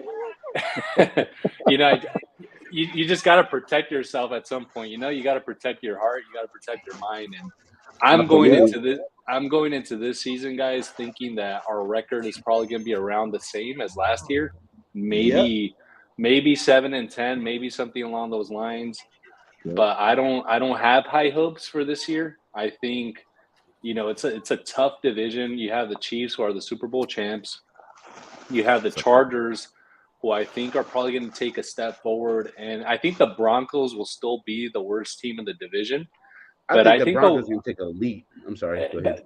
No, go. Yeah. So I was going to say they might be the worst team in the division still, but I still think they're going to be very competitive, especially with Sean Payton. Yeah. So I echo those. I think it's going to be tough. Yeah, so I think it's going to be tough. I think guys. we're going to be in for a rough ride. Yeah, I think it's going to be rough, man. And I think, you know, having been a Raider fan, you know, I'll put my age out there, guys. I'm 34. The last time I saw the Raiders win a playoff game, I was learning long division, dude. Like, that's the last time. It's been a minute, dude. And it's been so long, I forgot how to do long division, dude. Like, that's how long it's been. You know? I feel you, man. So I feel you. It's been a fucking minute, dude. So I think, you know, having gone through these cycles year after year after year, we get super pumped up, right, for the draft. Like, that's the shit we look forward to every year is like the draft. That's our Super Bowl, right? Like, who are we picking? And I'm not trying to hate on people doing all the mocks and, you know, and getting the draft boards together, because I'm actually one of those people who like gets hyped up for the draft. But I've also seen this song and dance, you know, for the last 20 plus years. We get pumped up for the draft, and then we get pumped up in August, and then September comes, and then it's midway through the season, and we're like, we still have half a season to go. Come on, guys. And all of a sudden we're trying to do the math in late December to see if we get into the dance. But anyways, those are my 2 cents. I know I went on a little bit of a rant, but no, you good. That was insightful. That was insightful as hell, man. That's good. Yeah. You know, you're right. I mean, we've been through this song and dance before, but like, I've said it quite a few times. Like this year and next year for me are the two most important draft classes in at least my time as a Raider fan. I don't know if you guys can remember a time when a draft class is going to be more important for our future than this one and next one. I mean, if we're going with a youth movement, we've got to get it right. We can't afford to miss the way we've missed for the most part since I've been a fan for the last 13, 14 years. You know what I mean? We've got to get it right. We need to find ourselves cornerstones, starters, depth pieces, rotational guys. You name it, we need it. You know what I mean? We can't afford to miss badly the way we have for the most part in the last 10 years in the first round. It can't happen. Even the second and third round guys, we need them to at one point in time be decent enough starters. You know what I'm saying? Like, not straight away. Like I said, these guys, it's unfair to expect this, that, and the third straight away. They're gonna need time. That's why I said, you know, I'm hoping for the best. You know, I hope we can do better than what I expect. But, you know, realistically, you know, buckle up. This is going to be a rough ride, but hopefully we can end up for the better in the long run. Question for the panel. Curious, are you guys interested in any quarterbacks this season in the first round? No. I'm with Ern. No, I think at 7 you take the best available defensive player, not named Jalen Carter. Ooh. Yeah. Ooh, not ooh, Shots elaborate. fired. Not named Jalen Carter. So yeah, Papa said shots fired. we need like the surprise emojis to fly up because Ern and I are disagreeing. But I think Ooh. Yeah. You Yeah. took a what left it- turn on me, that's dog. what Come we here on, for. man. So no, so to elaborate on that, I feel like the type of team that should take Jalen Carter is a team that could warrant that kind of risk, right? At this Ooh, point, we know that I he get wasn't driving the car. good point. He was in the car, but he lied to police, so maybe that indicates a certain character flaw. I know other folks may think, hey, you know what, the homie was just not snitching, right? And maybe that's a positive characteristic. But at the end of the day, he ended up, lying and being involved in a pretty tough situation, and given our recent history with Arnett and Ruggs and some other players who have been involved with the law and being situated in Las Vegas, Nevada, I just feel like the risk is just too high. And at this point, let's take the best available defensive player. And I would actually go a little further. The best available defensive lineman at number 7. Philosophically, I think you build through the trenches. That's how football games are won.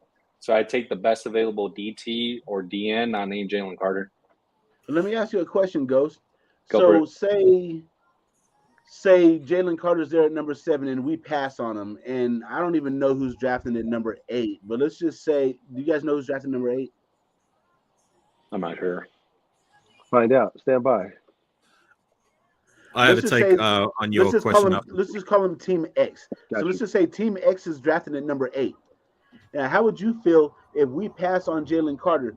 Team X drafts Jalen Carter at number 8, and he goes on to be like the greatest fucking defensive tackle ever and goes to the Hall of Fame. And then it's yet another miss that we have on our record. Generational talent that we passed Yeah. up on because of somebody else's red flag. Right. So I'd be okay. Atlanta Falcons. All the Falcons. So Yeah. Ern, I'd be okay with that actually, and I'd be able to sleep at night, even though if he became, this generational type player, because like the decisions that you make today are based on the information that you have, right? And hindsight is 2020.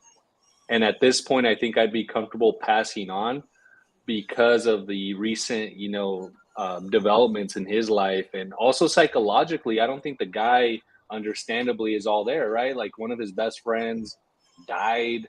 Like who knows if he's, if his mind is even in football. So even assuming that he gets absolved of all of the legal, issues that are occurring, I mean, psychologically, he might not even be there, which is, understandable. I mean, shit, if I lost my best friend in the way that they did, like, that could fuck me up for a while, dude. So, I think the risk for us, with a team like ours that has so many holes, especially on the defensive side, the what's the saying? The juice isn't worth the squeeze, I think. Mm-hmm. I mean, I've been a big advocate for Jalen Carter from a talent perspective. I mean, I'm right there with you, Ern. Like this guy I don't do much college tape research as much as what others do. I wait till after the draft, see who we do get, and then go and watch the tape. You know what I mean? But I have watched what I've watched with Jalen Carter, and for me, this guy has, from a talent perspective, has the potential to be something incredible. You know what I mean? But on the flip side of that, it's like all these off the field issues. Are we in a position to really take that risk? I mean, ideally we would be, but I don't know, man. You know what I mean? From a talent perspective, I would take him in a heartbeat. But can we afford the risk? For me, Jalen Carter's it's no in between. It's going to be one or the other. He is going to be incredible at the next level, or these off the field issues are going to seep into his professional career, and he's just going to be a bust of epic proportions. So it's a roll the dice kind of pick, and can we afford to do that? I don't know. As for quarterback, look, if we got a guy that they believe in, and he turns out to be, they believe he could be the franchise guy moving forward. If it ain't Jimmy G, I'm with it. You know what I mean? So whatever. But with Carter, I just hope like they do it, because they did bring him in the door for a visit, from my understanding. I hope they do their extensive research, not the research they did with Damon friggin' Arnett, if you know what I mean. My God. That was That one of was those that Most was research impulse Mayock's they ever buys. guy. did on a player, and you took him anyway. Hey, Anyone you That could have was ever seen it coming. you know that when you go to the grocery store or something like that, or you go to the gas station, you just go in there and get you a little water or something, and then you go at the register and they got something right there that just grabs your attention, and you don't really know much about it. You're like, what? 4 hour energy? That sounds great. I need 4 hour energy. You just grab it. Next thing you know, you all fucked up all day. That's Damon Arnett. You know what I'm saying? With that red dreadlock going on. But here's my take on it too. I mean, I think everybody got, a great take on this too. One thing that I do know is that when we look at drafts, there's always that outlier for what is really displayed from a player and actually what the media wants to portray that person to be. So, it's just doing your due diligence and your homework. And if we trust the staff, the one thing I do trust is that they're gonna be all up in these players' business, right? They're gonna figure out what their ins and outs are. And if they brought them in for a visit to break bread with them, I'm pretty sure it went something like, they brought in Max Crosby, what I'm saying, for a steak dinner, and they sat down and ate and they talked. But what Al's Ghost was saying was one thing that concerns me is like what me and Aaron was talking about earlier is the lack of leadership that we have on the defensive side of the ball. So yep. we just got Max that's there with the C patch. Everybody else, they're going to be assigned. It's going to be brand new. Maybe Spillane, possibly, maybe Hobbs. And so one thing I talked about this morning was that, okay, let's say that we do bring in this guy and everything that we just talked about doesn't even matter. The Raiders aren't even listening to us whatsoever at this point. They're listening to what Ziegler says. Ziegler likes to speed himself. He's like, hey, man, this is how we roll out here. He may love that shit. We draft this dude. What do we do at that point? We have just Max at that point that's going to be able to lead this kid. Who else is going to be that leader on this defensive front that's going to keep this guy in line? So I agree with what you're saying, Ghost, in that aspect is that we don't know. The other thing I will say about what I know about Jalen Carter that it would go, I would be, remiss without saying is that this is a kid that also took care of a player that wasn't on scholarship because he had his NIL deal and he was taking care of his co-defensive tackle that didn't have a big deal like Jalen Carter did. He made sure that this dude was fed, and it's a defensive tackle. That's a big fella. So this dude, if you interview a guy like him, he'll say, hey, Jalen Carter was the best player in the world. You go talk to his teammates. From what I've read, they say, hey, he's the best teammate that you can ever get. He's always dependable. He's going to put everything in front of him on the team. And like we talked about earlier, I don't know if you guys missed it or not, but looking back on his earlier history, this is a guy that was recruited to be, a tight end and offensive lineman. And he ended up turning himself into this juggernaut of a defensive tackle. And, because of some of his limitations that he would probably have physically too. So it does kind of concern me that, he may not be able to be out there for every play. So we do need someone that's going to be able to help out on that. So I'm hoping that one of those guys that we got from last year's draft is going to be able to step their game up if we do take them and take him under their wing too. They're all country guys from the South. Hopefully they have some things that they can be able to connect with and they can be able to build like that type of relationship. Like you see our special teams, right? Our special teams unit the last 5-6 years has been on point. You know what I'm saying? They've been a unit. They used to hang out together. Now that shit's getting broken up too. They took the long snapper, but I want our defensive unit, our defensive line unit to be like how our special teams unit has been throughout the years. Close together. It's just been a revolving door. You know what I'm saying? Whoever's been coming in, they leave, they go someplace, and they, become possibly a Pro Bowler. Look at all of our defensive tackles and our linemen that have left that have actually made significant benefits for teams that were in the playoffs this last year on the line that we just wrote off. So now we may see it again with Clee. Oh, Quee's going to San Francisco, and he's going to be a monster over there because they know what to do with fucking defensive linemen over there. Every That's fucking discipline, defensive lineman that they coachable. have, bro, he looks like a star in San Francisco. Every one of them. Yeah. Even Arden Key was pretty nice in San Francisco. Yep. Every fucking defensive Thank lineman they you. have over there looks good. Mo Hurst. Yep. I don't think Mo Hurst did too much over there, but Arden Key. He got a couple sacks. Yeah, but I think Arden Key turned up for the better out of the two because they were from the same draft class And he ended up he's now a Jaguar, I believe, and he actually was playing pretty nice last year. But yeah, like, you know, to your point, like, I mean, you know, last year's draft class, even the 2021 guys, you know what I mean? Like, I'm looking at, you know, Nate Hobbs, I'm looking at Kuntz, I'm looking at Morig. You know, these guys, we need them. It's time. You know what I mean? Like, it takes, for me, okay, you get 2 years to really like develop, and then by your third year, most of the time, more often than not, that's when you see where a player is at. They either got it or they don't. You know what I mean? And we need all three of those guys to really take that next step. Yeah. And the guys next year, like, you know, from last year's draft class, I mean, I'm not asking them to be all this and all that, but, you know, they need to make hopefully step up too, like Parham, Zamir White. Hopefully steps up. I mean, especially if Jacobs is out the door, because, you know, there's rumblings he hasn't signed the franchise. I was afraid this would happen. I said this at the start of last season. That, because, you know, we knew no matter exactly which way it would this was go, going to happen. You knew. What's that? We both knew exactly this was going to happen. Yeah, I said it. I said it a few times that, you know, no matter where it would go, whether he would flame out or have an all-pro season, that, like, you know, the only way I see him staying on the roster was a franchise tag. And will he even want to sign the franchise tag? Here we are. He hasn't signed the franchise tag, so I don't know. We'll see what happens. Hopefully, we keep him in the door. But if we don't, we're going to need Zamir White to step up in a big way.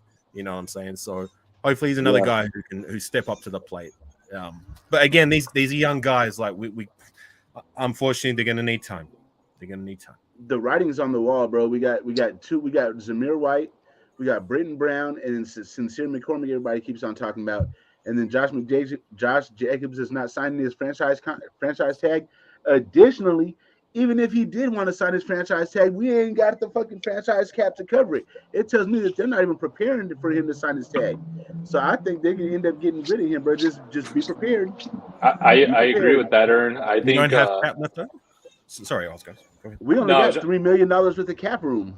Yeah, I'm with Ern. And if he signs his franchise tender, that's $10 million. Where did all the money go? We didn't really sign anything. They was tricking it off of the damn strip club.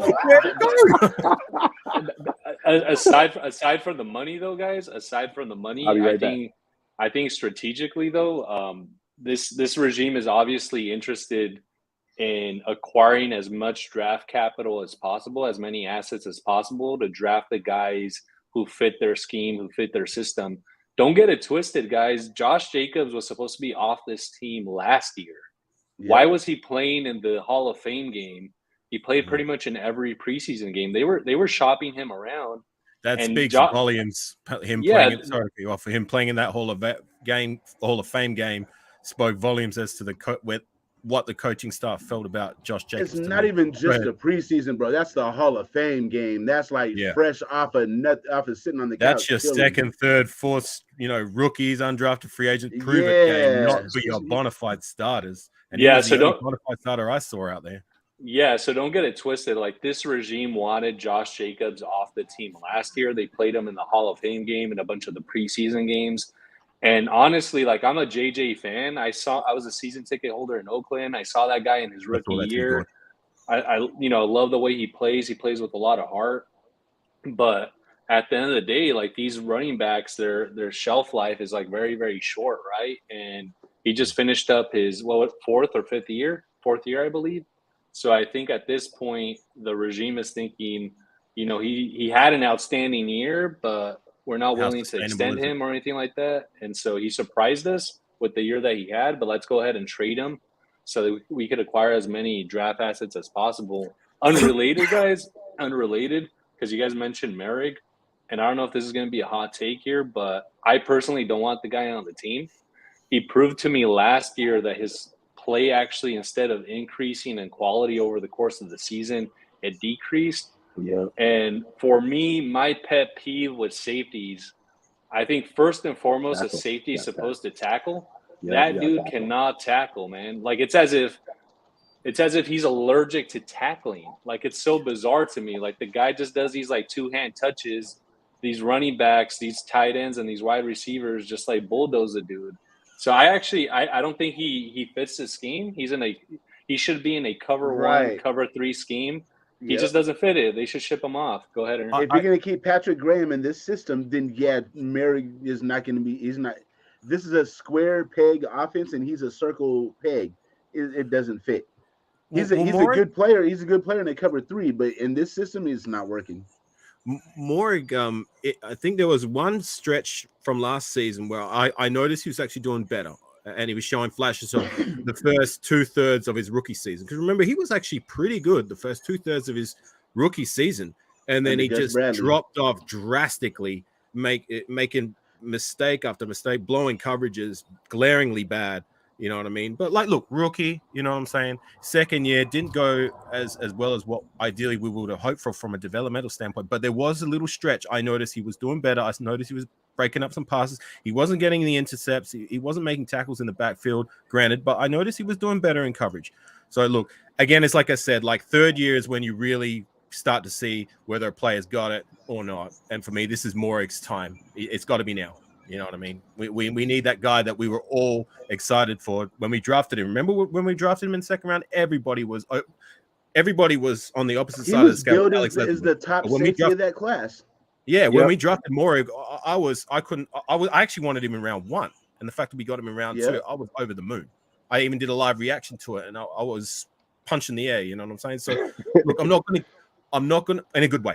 I'm not going to give up on Morig yet. Yep. He's got 1 more year left for me to at least show some progression and show that he can play on this roster at the professional NFL. So Afikazi, just one quick take on the scheme, because I hear, a lot's been said about how complicated Patrick Graham's system is. And I just want to make this point. Just because something's complicated doesn't make it good. Like a lot of people talk about. Say that again for the people in the back. Say it louder. Just because something's complicated doesn't make it good. And I've used this analogy before on some other lives. Like if I give Ern 100 ingredients and 200 steps to make a recipe, make a dish, that doesn't mean it's going to come out good. Sometimes you just need some fucking salt and pepper, a good piece of steak, and then that's it. I feel like I'm with you. Yeah, and I feel like with this scheme, especially on the defensive side, you have guys like Nate Hobbs who aren't playing at the level that they were last year. Guys like Trayvon Merrick who aren't playing at the level that they were last year. And we could go down the list. And it's obvious that this scheme doesn't resonate with these players, right? They played in a very simple scheme the previous season. And I'm not saying Gus Bradley's scheme is, the best of the best or anything like that. I just think that Patrick Graham, hopefully – after this season, he does some self-evaluation and he goes ahead and simplifies some shit. And you don't have to have, 20, 30 calls on third down. I'm not sure exactly how many calls they have on third down or whatever, but obviously some things aren't sticking. And if I'm a teacher, I used to tutor kids, guys. If I'm a teacher and I'm tutoring kids and the material's not resonating to them, I need to simplify it or try to fashion the lesson in a way that they could grasp the material. And Patrick Graham, I'm not sure if he has that ability. Go ahead, guys. Yeah. No, that's a great take. There's players need to go and watch the tape and work on what they need to improve on, but the same can be said about coaches. You know what I mean? Like, hopefully it's to your point.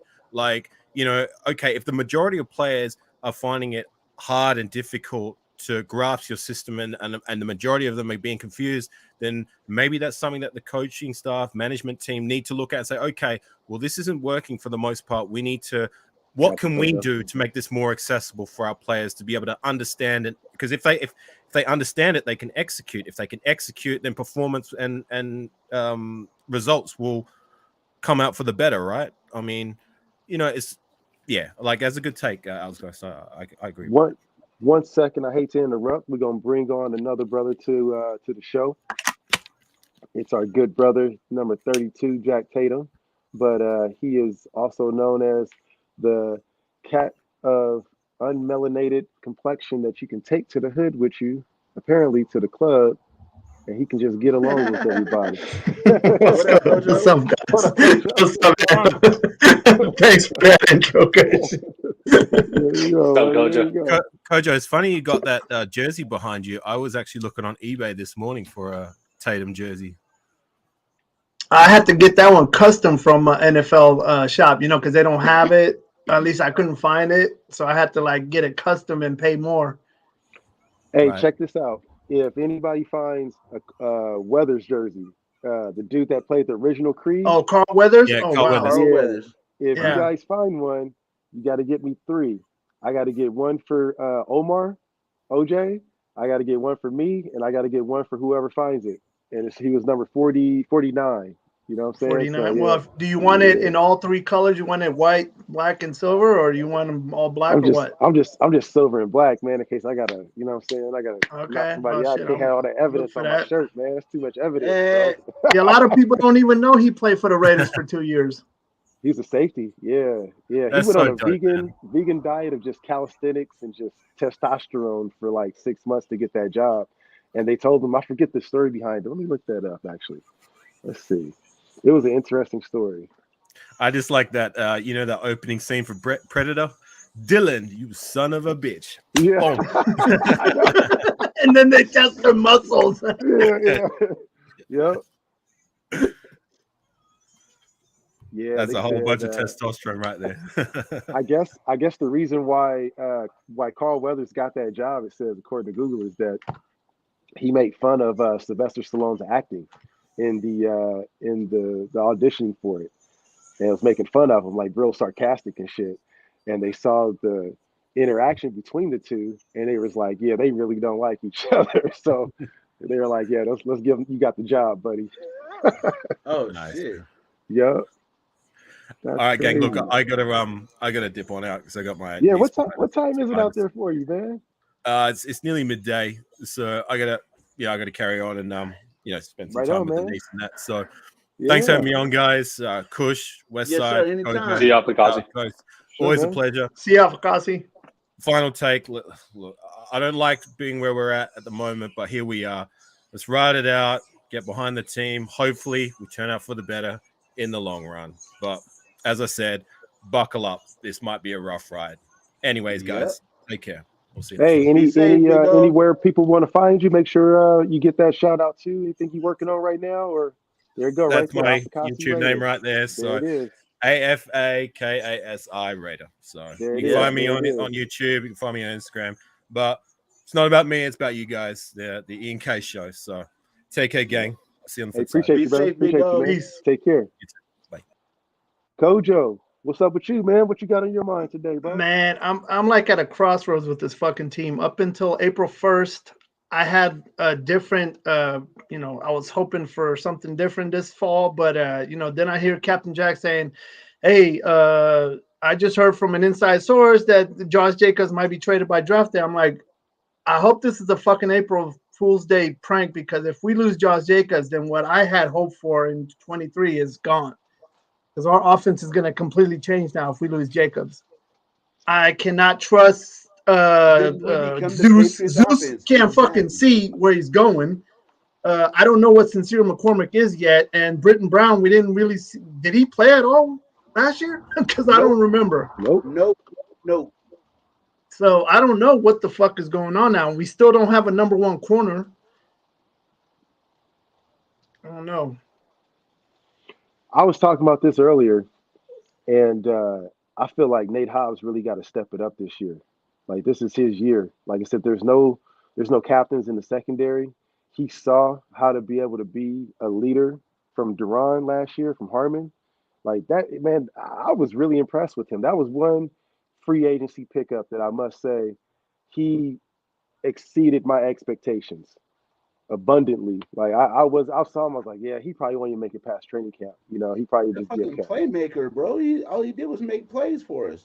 Yep. He knew that defense. So it gave me hope to understand, okay, maybe he's just really that good at playing his position, or he just understood the defense and where he needed to be. He was like that kid in class that just kept fucking up the curve, you know what I'm saying, on the test. You're like, man, how does Daniel keep getting freaking A's over here? Everybody else over here got C minus, bro. What are you doing? That's different. And he was he wasn't the smartest cat.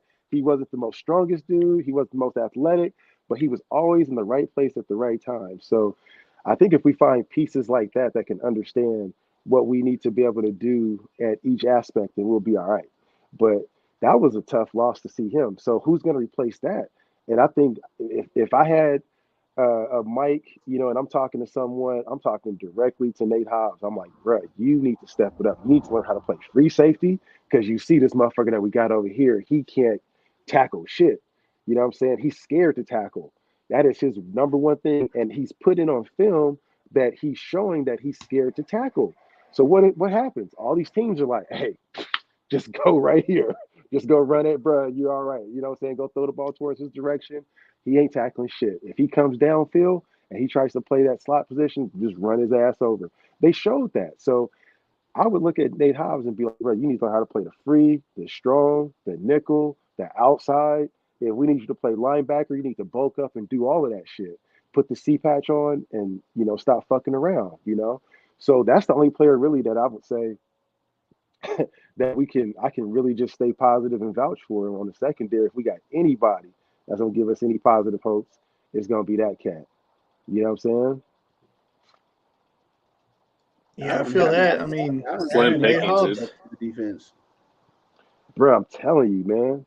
That's the only one. Who else really can give us some damn hope? You know what I'm saying? You got Max, but I mean, Max can't fight 5 offensive linemen by himself. Nah, Mac needs help. He needs someone next to him to fucking help push that line. Yep. That's why you got to go get me Jalen Carter, bro. You got to. I just feel the risk. That's the one thing I'm confident with this Patriots staff that we have, bro. They can take a player that has issues and like draft them, and you don't hear a peep from them ever. Hold up. The only one that they've ever had hear is fucking Aaron Hernandez. Okay, so everybody be talking about Aaron ain't got nothing positive. Did you just hear what he said? He said the positive thing that I see from this Patriots staff. Hey, I got to keep it real. You don't hear shit from that. When they're on the team, you don't hear shit about that player. Yeah. Ernst cloud just stopped raining when he said that. Like, it was wild. He did, bro. I can't let that go without being discussed. You know what I'm saying? It's true though, right? Yeah. No, you got a point. No, Ern, you got a point, especially because if there's a team that could draft a guy and basically put his ass in boot camp, it's going to be like a Patriots type of regime, right? And let's be real, guys. Like I think Ern has the perfect logo in the back. It's, we're the Las Vegas Patriots right now. As much as that hurts me, as much as that shit hurts me and pains me, they're trying to turn this shit into the Patriots organization. Like, we're wearing the silver and black, and we got the pirate. But at the end of the day, they're trying to convert this to the Las Vegas Patriots. So if there is a regime that could, whip Jalen Carter into shape, it's going to be the Patriots. It's going to be a regime that essentially puts his ass in boot camp. But I still think the risk is too much. Worried about it. But I just feel like the risk is still like too much, dude. Because I do think that this draft is probably the most important draft in Raiders history of the past. And I know we say it all the time, but like in the past 15, 20 years, if we're really trying to, put our foot forward and not take a step back, we really got to hit on, I would say, half of these picks. We have 12 picks.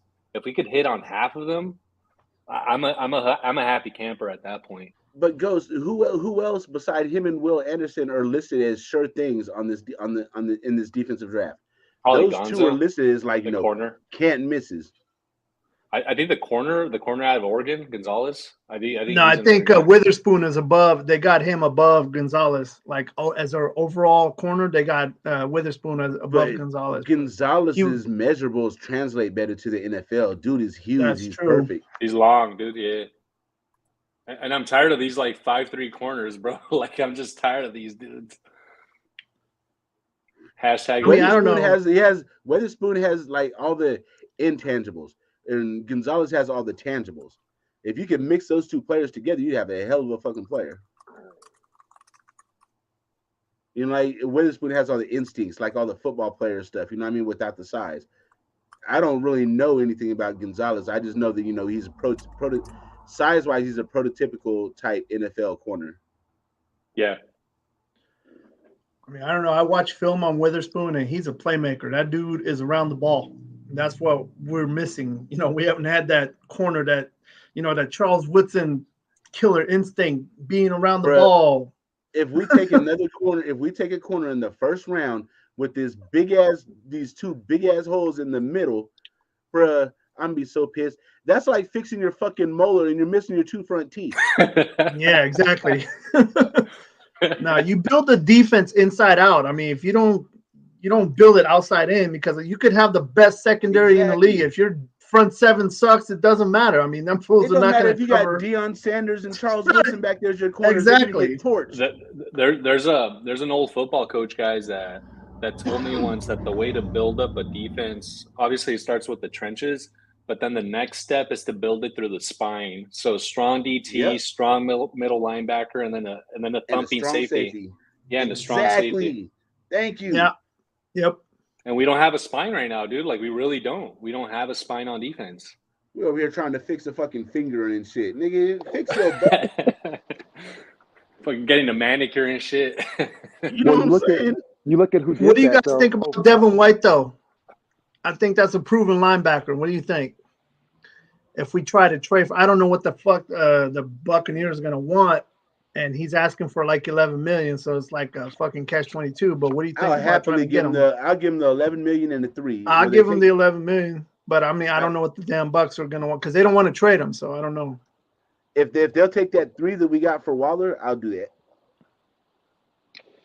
It's tough because he's going to get paid a lot. He's going to be expecting to get paid a lot. And he had one of his worst seasons. He's coming off one of his worst seasons statistically.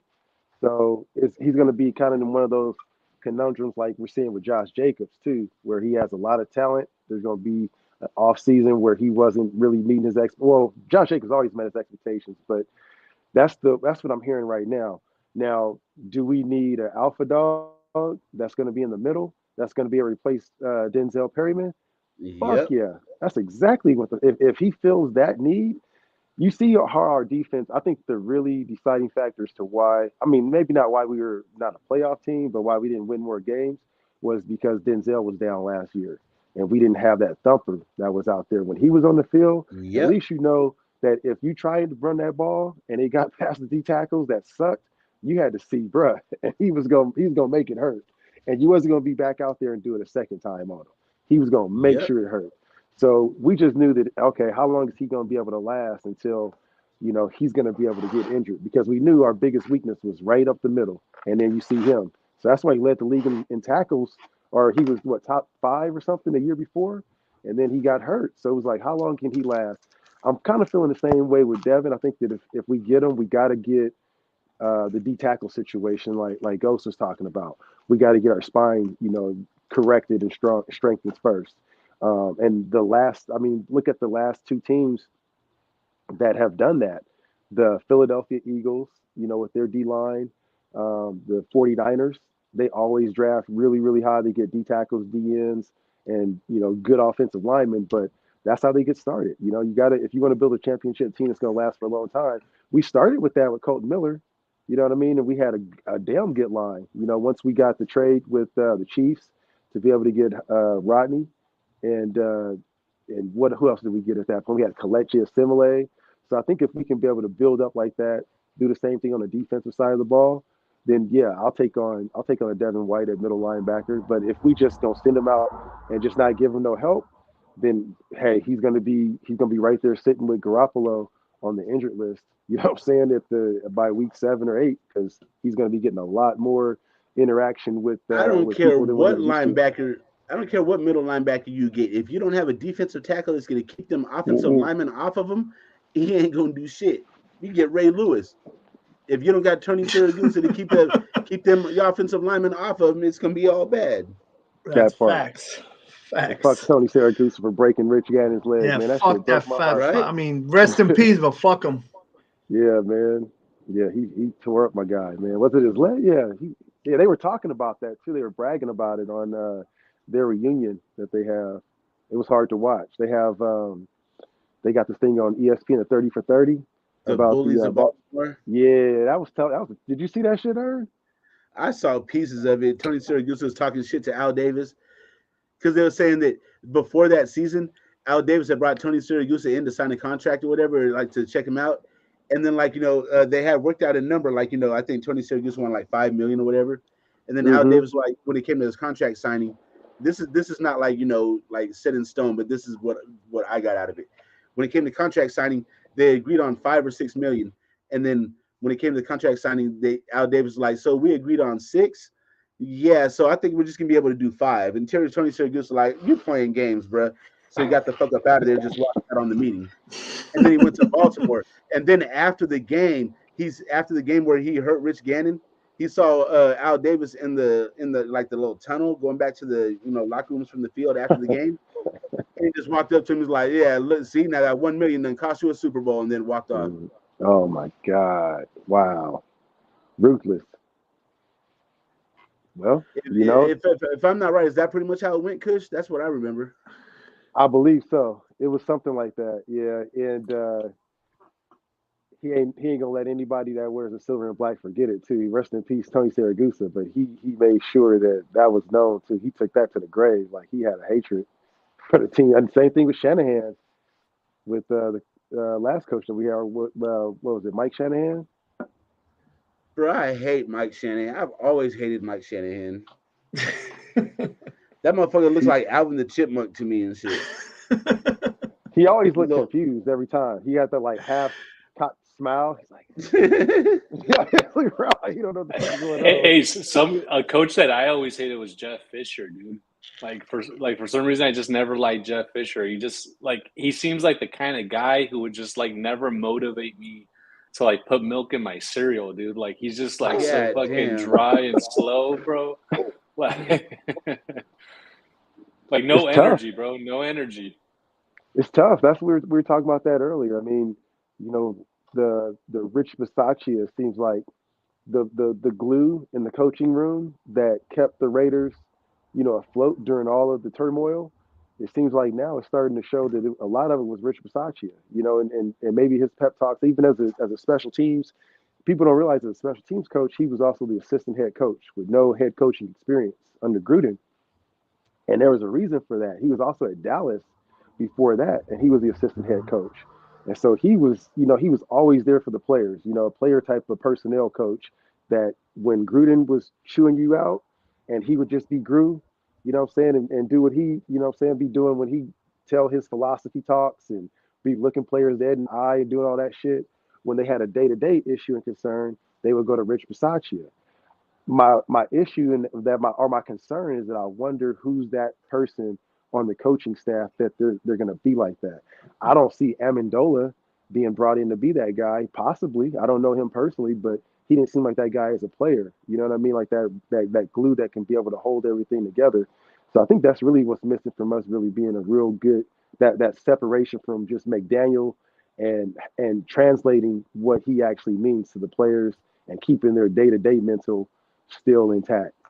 Yeah. No, I think this coaching staff is full of a bunch of I think they're really smart and I think they know football and they know the X's and O's.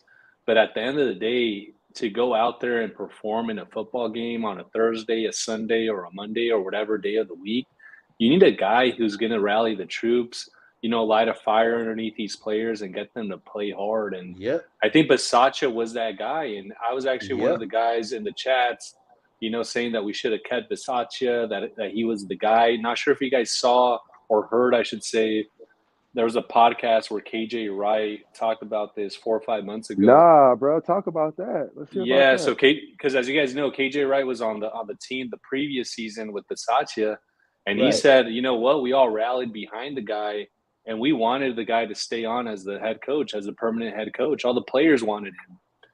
And it just baffles me, right? Because you have a guy like not Al Davis, Mark Davis, who went ahead and made a decision to switch the regime without really even asking the employees. This is akin to, let's say, Ern and I have the same boss at work. Everybody loves our boss or whatever. And then management goes ahead and switches out the boss without even contemplating or talking to us. And I think that's the situation that happened here. And maybe part of the reason why the team didn't really perform up to expectations as it did last year was, the players are human beings at the end of the day, and they were pissed off that a beloved head coach and Rich Bisaccia was just given the door, man. And I think that was a mistake. I think we caught lightning in a bottle, and we should have kept it in the bottle. And then Mark Davis went ahead and opened up the bottle, and that shit's gone. And now he's, the special teams coach in Green Bay and assistant head coach out there. And what's his name? Aaron Rodgers talks glowingly about Bisaccia, dude. He talks about how great of a coach he is. I've never heard a single player, current or former, say one bad thing about Bisaccia. It's literally everything is glowing. It's crazy, man. I think this dude like walks on water or something. It's really remarkable, and it sucks that we let him go. He would write personal letters, handwritten letters to all the players. Yeah, you know what I'm saying, and Wild, make sure that person, like, that just goes to show, like, you can be able to, break down football a whole bunch of different ways, but some philosophies still just principles just apply to every single thing. You know what I'm saying? Like, he just took just being a good ass dude, which is what right now where we have a big issue with what players are saying that's missing. I think the biggest reason why we have the most negative rating, and nobody's really talked about this, but ponder this thought that I had, is that maybe the reason why we have the most negative rating in the NFL is also contributed because Josh McDaniels is just a hard ass coach, but also because all the players of this regime was coming off of Rich Bisaccia, who made sure it's like having your clothes ironed every day. You ain't got to get up and make your breakfast. Your coffee's made. Everything was cool. And then you show up and it's boot camp all over again. You thought that, hey, I was over, the boot camp. And this regime is putting you through hell all over again. Where Rich Bisaccia would say, hey, man, come as you are, be comfortable. We all a family. Everything's good. And then they see a whole different change with this shit. So when they give this rating and they're like, hey, bro, what do you think about, Josh McDaniels? They've already seen what the top tier of what real love looks like from a head coach and player standpoint. And then they got to go to this shit. Right. Exactly. You feel me? Yeah. You know what Rich Bisaccia remind me of? You remember Rocky's trainer in the movie Rocky? Mm-hmm. Where he was like Mickey? hard as fuck. Mickey? He was like hard as fuck on him, but then he's like he showed him a lot of love too. You know what I mean? Like that type of shit. That's what he reminds me of. He's like cleaning up your cuts and shit. Yeah, putting ointment on the cuts. Yeah. Like you just didn't want to let him down. You didn't want to disappoint him as a person. You know what I'm saying? It would hurt you more to disappoint him as a human being than it would to just let him down as a head coach. Your motivation to do good on the field is to not have to come off the field and look at him and have him glaring at you like, bro, what the fuck? You have to be like, bro. Yeah, he's that dude, I bet you, that would have a conversation of like, look, I'm not the most, tactical head coach, but here's what we're going to do. We're going to go out here and we're going to beat these motherfuckers up like it's a parking lot game. You know what I'm saying? Yeah. And that's the way we played for those last, 6 games? You know what I'm saying? Last 4 games. The last 4 games. But he should have been given a chance because he did something that hadn't been done in 60 fucking years. An interim head coach took a team to the playoffs. He should have been given at least a year or 2, as a head coach with a full off season, to see if we can improve on 21. But, Mark Davis just thought, I'm going to get this guy. But, I mean, we all wanted. I think most of everybody on this panel a year ago wanted fucking John Harbaugh, right? Or Jim Harbaugh. Because I didn't want fucking McDaniel. Like, that was the last motherfucker I wanted to come to the Raiders. Yeah. I tell you what, you talk about a person that can replace family with family. Listen to what Harbaugh does at Michigan and listen to the players and the relationship that he has with the players. Bruh, he's close. He's super, super close to those guys. And he does some crazy things, you know what I'm saying, to get like his deals done, and goes and talks to coaches. I guess I heard that he called the Panthers and was just like, hey, what's up? how you doing? just to check their temperature. But I heard some interesting stuff about him, man, that I just never forgot. You know what I mean? Like he's like, I guess, like borderline, just like on the spectrum, you know what I'm saying? And all he cares about is just his players, the relationship that he has with them. I guess he's uber religious, and just offense. He thinks about just how he can be able to just manipulate the players to be able just to whoop your ass, and that's all he cares about. Relationships matter, man. Relationships matter for sure, and the head coach sets the tone for the team, right? And just a quick comment. I got to get out, guys. It's been great chatting with you guys, but for sure, absolutely. Just a quick comment, because you mentioned this, Kush, and I agree. Basacha may not have been, the X's and O's guys, X's and O's type of guy, right? He may not have been a technical, wizard when it came to like drawing up plays, coverages, whatever. But you don't need that in a head coach. Like that's why you have coordinators. That's why you have position coaches. You could delegate the actual game planning of a football game to your staff. And then, the leader of the whole regime is the guy who rallies the troops, gets the players motivated, implements a culture in the team, a culture based on commitment to excellence, a culture based on pride in poise, etc. So you don't need the X's and O's, qualifications for the head coach. The head coach could serve there as the motivator, as the guy who sets the culture and sets the standard, and then he could go ahead and delegate all the game planning to his coordinators and empower his position coaches as well to go ahead and do the actual, technical game planning. But anyways, guys, it's been great chatting with you. Got to catch you guys next time. Ern, it's always been real. Kush, Yes, sir. awesome. And Kojo, can't wait to catch your live sometime soon. Have a good night, fellas. All right, Ghost. Take care, man. Have a great night, brother. Ghost. Thank you for stopping by. Safe. That was Al's Ghost, y'all. Shout out to Al's Ghost. Yes, indeed. Yes, indeed. Always appreciate it. Yeah, man, he has some good insights, man. Really good insights. I didn't know he's that young, though. That's a youngin. Yeah. That's what's up, though. Yeah, man, I think this year, I ain't paying for that direct. I ain't paying for that YouTube shit, though. I ain't paying that $350, bro. I'm about to, you know what I mean? I'm about to watch all my shit on. I'm about to steal all my streams. And then when Raiders lose, I'm gonna tell them I want my money back. You're gonna be like, you didn't pay nothing. I'll be like, I don't give a fuck. You still owe me for watching that bullshit. Hey, I'm man. talking shit. I'm hoping we do a lot better than I think. But I've been to jail before, bro. When you go to jail, your mind tends to start to prepare yourself for the worst and hope for the best. And that's the angle I'm taking on this season. Like I'm preparing myself for 4 wins, but I'm hoping for playoffs. You know what I'm saying? You know what I mean? Yeah, we've been talking about if we win Josh 4 Jacobs wins, trade I don't want to rumor. be surprised. Everybody else gonna be mad as fucking surprised, but I won't. Yeah, we talked about I won't be surprised if we get 4 wins. I mean, fuck. You never know. I mean, everything can change in the turn of a season. I mean, the main thing why I say that is that players get injured. How they say it on the wire, people die every day, B. You know what I'm saying? People get injured every day. Man. So that waiver wire, I mean, you never know. Patrick Mahomes can go down, tear his left pinky toe, and be done for the season. You know what I mean? And it's wide open. So we never know what's going to happen. I just know it right now. If we looking at it on paper, we got a lot of obstacles that we gotta hop over, and we got more obstacles than a fucking Army boot camp training course. With no money, man. You know what I'm saying? The money situation is rough. We got about less than $4 million left on the cap.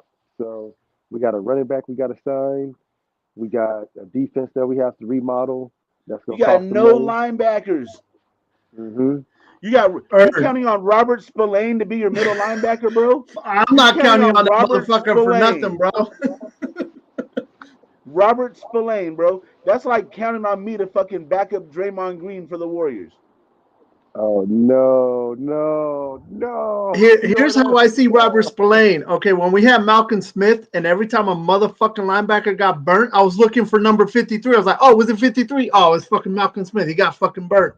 That's going to be Robert Spillane. We're going to be talking about that every fucking Monday. Watch. We're going to be like, Robert Spillane got burned again. He got fucking torched for 4 touchdowns. Man. Well, you know, they talk about giving him. They talking about giving him the green dot, man. I tell you what, though, the one upside is he outworked the green dot. Are you fucking serious? Green dot, bro. They're talking about giving him the green dot, bro. You're talking about playing bingo, right? Who else you gonna give it to? Who else you gonna give it to? Good question. There's nobody else to give it to. But he got experience in Pittsburgh. He beat the other bro out for the starting. You give it to Divine Diablo. I'm I down would with give giving it to it to Devon Divine Diablo. The way that he communicated out there in the press conference was like, "Hey, we need to work on this defense." Like he said it in a way that it was heard. He does Man, sound like a man, leader. I will give him that. He talks like a leader. you know who I do like in the draft though? It's from the linebacker spot. I think we can get maybe in the later rounds, like second or third. And I did a little deep dive into him. Is DeMarvion Overshawn from Texas? He's Texas a yeah, Longhorns. he's a strong safety recruit that he converted to linebacker. So he's like 6'2", 6'3", like 230. But I think he's actually probably about closer to 6'4". So he's fast. You know what I'm saying? Was a wide receiver in high school as well. And Okay. yeah, he can cover tight ends though. So I think that's what we really need because I don't know about you guys, but I don't know how many times where I just been sitting there just watching them tight ends. I'm like, they about to throw it to the tight end. They go into the tight end and it goes right to the and we have nothing. We got nothing in our tool belt that we can be able to pull out to be able to cover a fucking tight end for our life. So he may be one of those guys we can get on a budget from the draft. If we're gonna bring out some young people that can start day one, they just say, all right, you're here to be able to follow what Diablo has been doing over the years.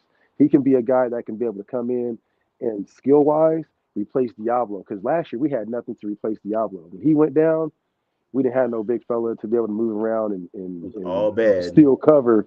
Yeah, because Diablo can cover if anything, that's for sure. He was covering them tight ends well. He had that breakaway speed to be able to catch up and still keep up with the pass. Man, Nate said that they putting the jerseys on clearance.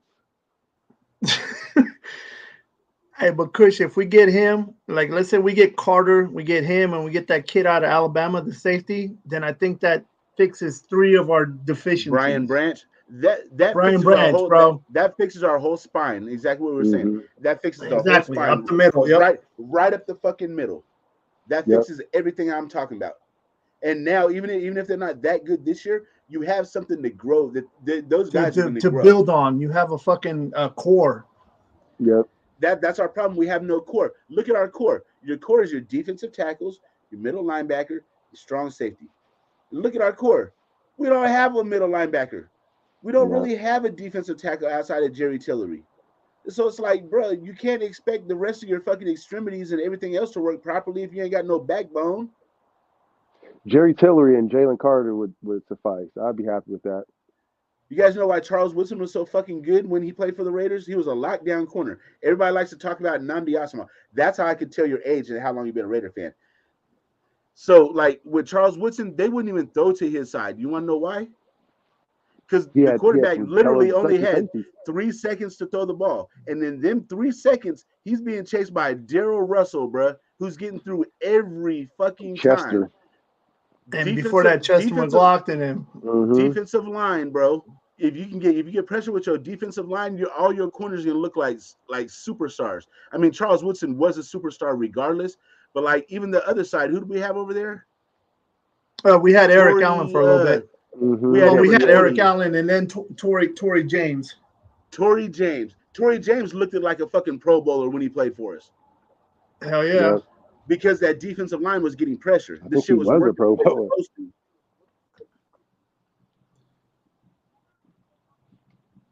Yeah, but then we had Eric Allen, and then Eric Allen, man. Nigga, what? And then we had that 2002 defense is fun. We had Hall of Famers at every position. Bill Romanowski, my nigga. I can't remember. We had Hall of Famer at every position, man. Who was playing the middle? So let's see, we had Romanowski, we had what's that fucking dude? Roger Coleman, 51. He was on the Raiders. 57. Rod Coleman, or 57. He was a defensive. I'm sorry, I'm thinking of the other dude that was 51. I can't remember, but shit, that right there. Well, we had up until 2001, we had Greg Beekert. that's who was our middle linebacker. Yeah, Greg Beekert. Cool. I think we traded him to Minnesota, right? Minnesota? Yeah, he got traded to Minnesota. He went with the Moss trade, I think, didn't he? Who did we trade to Minnesota at that time? I don't remember what the hell we traded to Minnesota for Moss. I just remember I was excited as fuck. It might have That's what I been. thought it No, was. Greg Beaker got cut in 2002. What's up, Robbie? He didn't make the squad. I was surprised. I was like, how are you going to cut a fucking all-pro linebacker that's been on the team with the team for 8 years? You just cut him. I didn't get that shit. See, But that was It Bill happens. Callahan. It That was Bill happens, yeah. Callahan not knowing what the fuck he's doing. Nah, back in them days, Bill Callahan wasn't making no decisions except for X's and O's, bro. That was Al I'm Davis. sorry. Yeah, I was all Al Davis, but yeah. Al Davis was doing everything except actually coaching the team, and he was doing part of that. He was doing that. Kirk Morrison, yes sir. Kirk Morrison. Yeah, man, that was a good line. There was a period of time when we had awesome linebacking core, and then that shit stopped. It changed. Yep. Now we go out and picked up go. Corey Now we want to go Littleton. draft a fucking cornerback and expect him to save the franchise. And like, bro, I don't give a fuck what corner you get, bro. No pressure on the quarterback. That corner is going to be burnt toast, cinnamon toast crunch every time. Yep. Every damn time. Or like Steph Curry likes to call him, barbecue chicken. Yeah. I hope this shit about JJ ain't real, man. That would really. That's what I'm saying. I hope that was a April Fool's somebody fucking around. But if he goes, yeah, our offense changes immediately. I mean, I don't even know what the fuck is going to JJ gone, but I've been saying that. And after JJ gone, then you know who's going to be next on the list?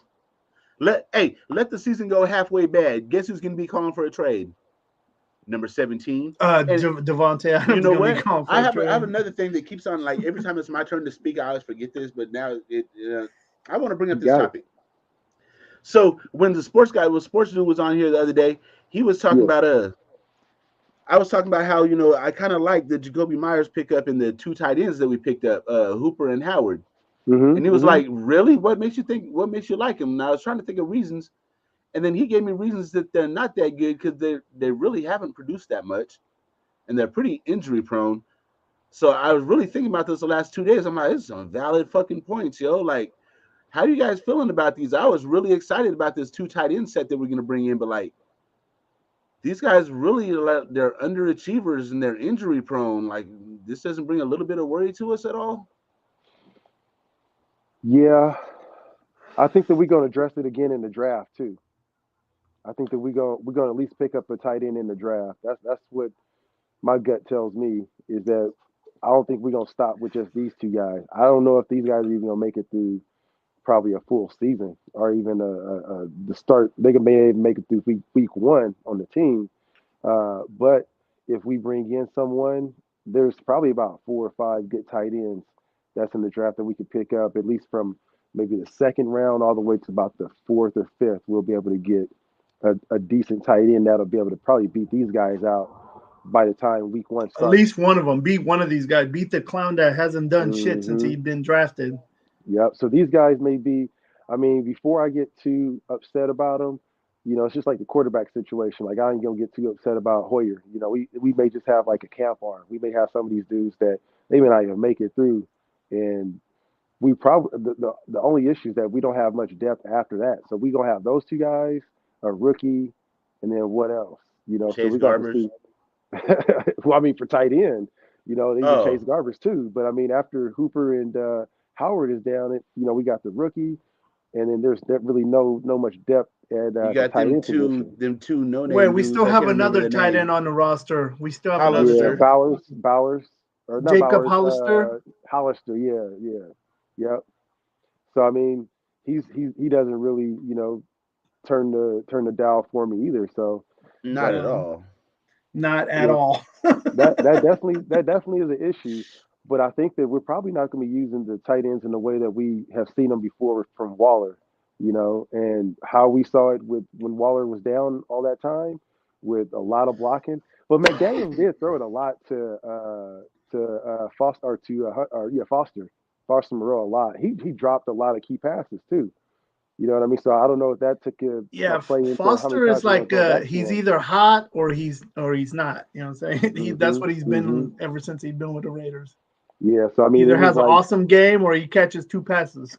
Yeah, if he would have been catching more, I think initially he would have had the trust and confidence more at DC. He would have been throwing the ball more too. So I think that's going to be something that if we're looking at, McDaniel's offense, he does like to throw to the tight ends a lot. So we're gonna have to be dependent on, these two dudes that are injury prone, and they're coming off of some teams that the fan bases are not really missing them too much.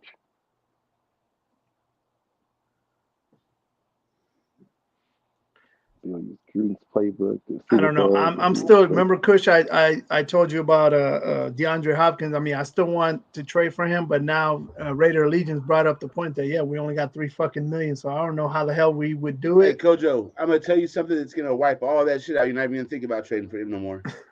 Yeah. His cap number is $27 million, bro. Yeah, we already broke this down, bro. I know the cap is oh man.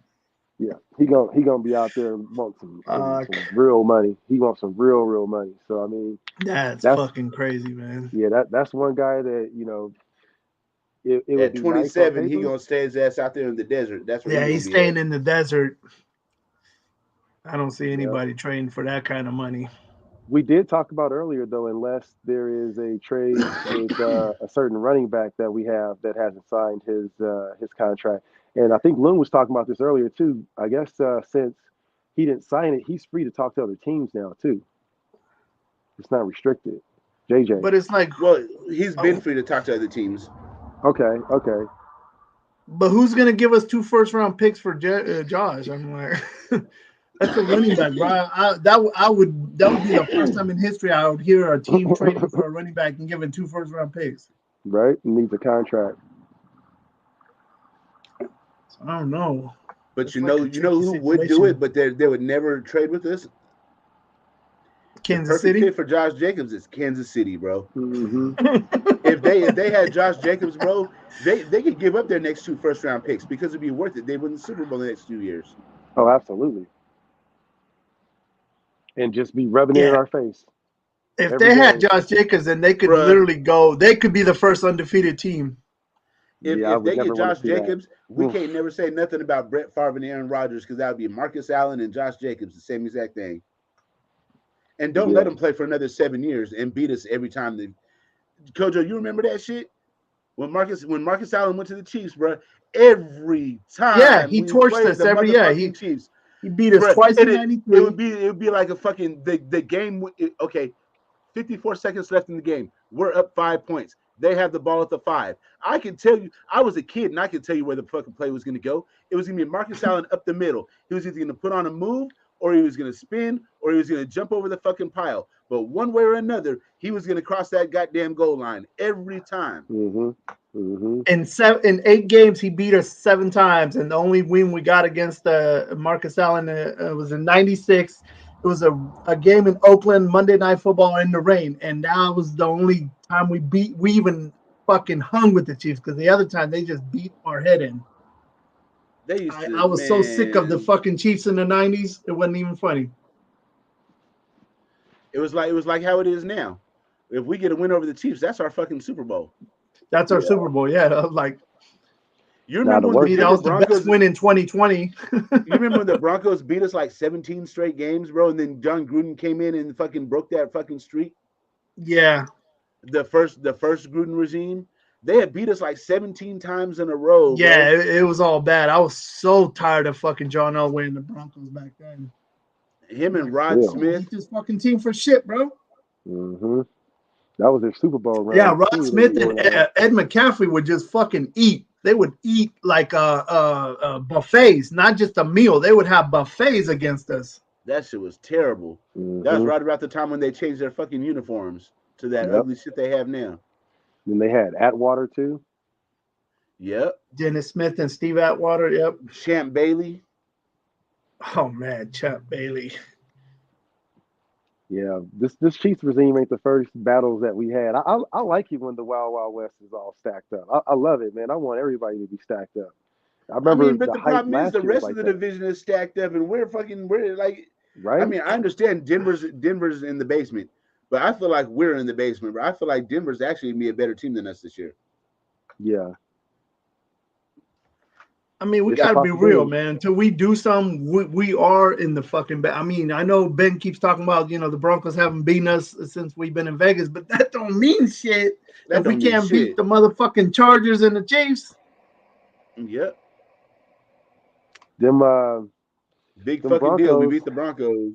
them Broncos Anyway, they're silently building some shit though. But you know what though, man? I think that if we don't figure it out and start to get with that this is an arms race right now in the West, and we got to build more and more components to be able to just even be competitive, just to get out of our own division right now. Like, but again, it's all on paper now. It's all on paper. How many games is the Chargers expected to win? I wonder because they just came off a playoff victory. They got a new coach now, or playoff appearance with I new mean, they coaching lost some staff as fire. well too, Well, right? have they lost Keenan Allen? I keep hearing that. Did he fucking go somewhere? Because I heard somebody say Mm, that today. They said that they lost Keenan Allen. They might lose Austin Eckler. So I'm like, I haven't heard anything about Keenan Allen going to another team. nah, I don't think so. But if they do lose Keenan Allen and Austin Eckler, then yeah, they're gonna fucking the Chargers over under this year is 9.5 games. So they're probably gonna win about 10. The Raiders are 7.5. Rams are 7.5. Hold on, I'll give you everybody's. Cardinals 5.5. Falcons 7.5. Ravens 8.5. Bills 10.5. Panthers 7.5. Bears 7.5. Bengals 11.5. Browns 8.5. Cowboys 9.5. Broncos 8.5. Lions 9. Packers 7.5. Texans 5.5. Colts 6.5. Jaguars 9.5. Kansas City 11.5. Chargers 9.5. Rams 7.5. Raiders 7.5. Dolphins 8.5. Vikings 8.5. I'm sorry. Dolphins 9.5. Vikings 8.5. Patriots 7.5. Saints 9.5. Giants 8.5. Jets 9.5. Eagles 10.5.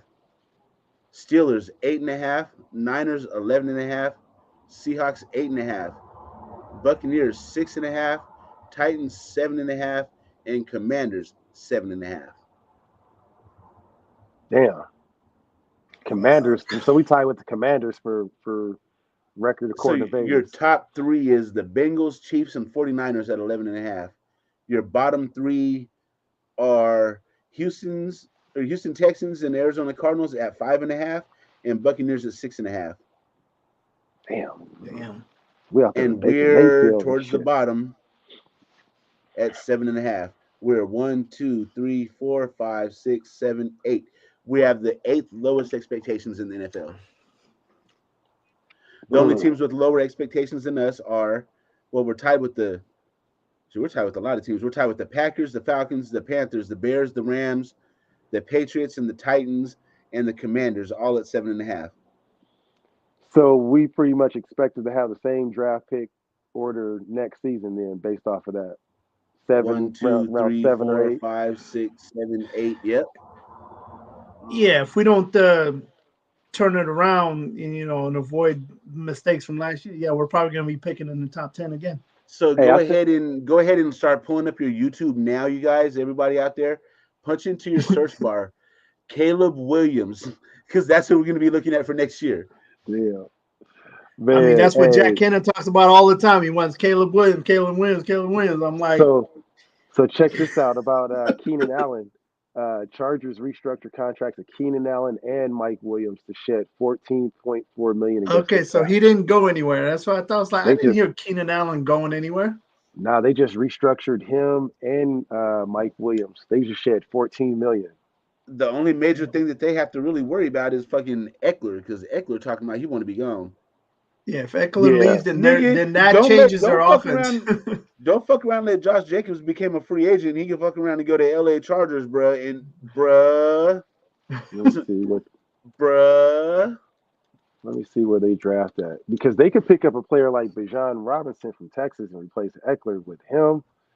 Ooh, I bet you that's already in the plans, Kush. Because if Eckler talking about leaving, then they're probably gonna be draft Bijan Robinson.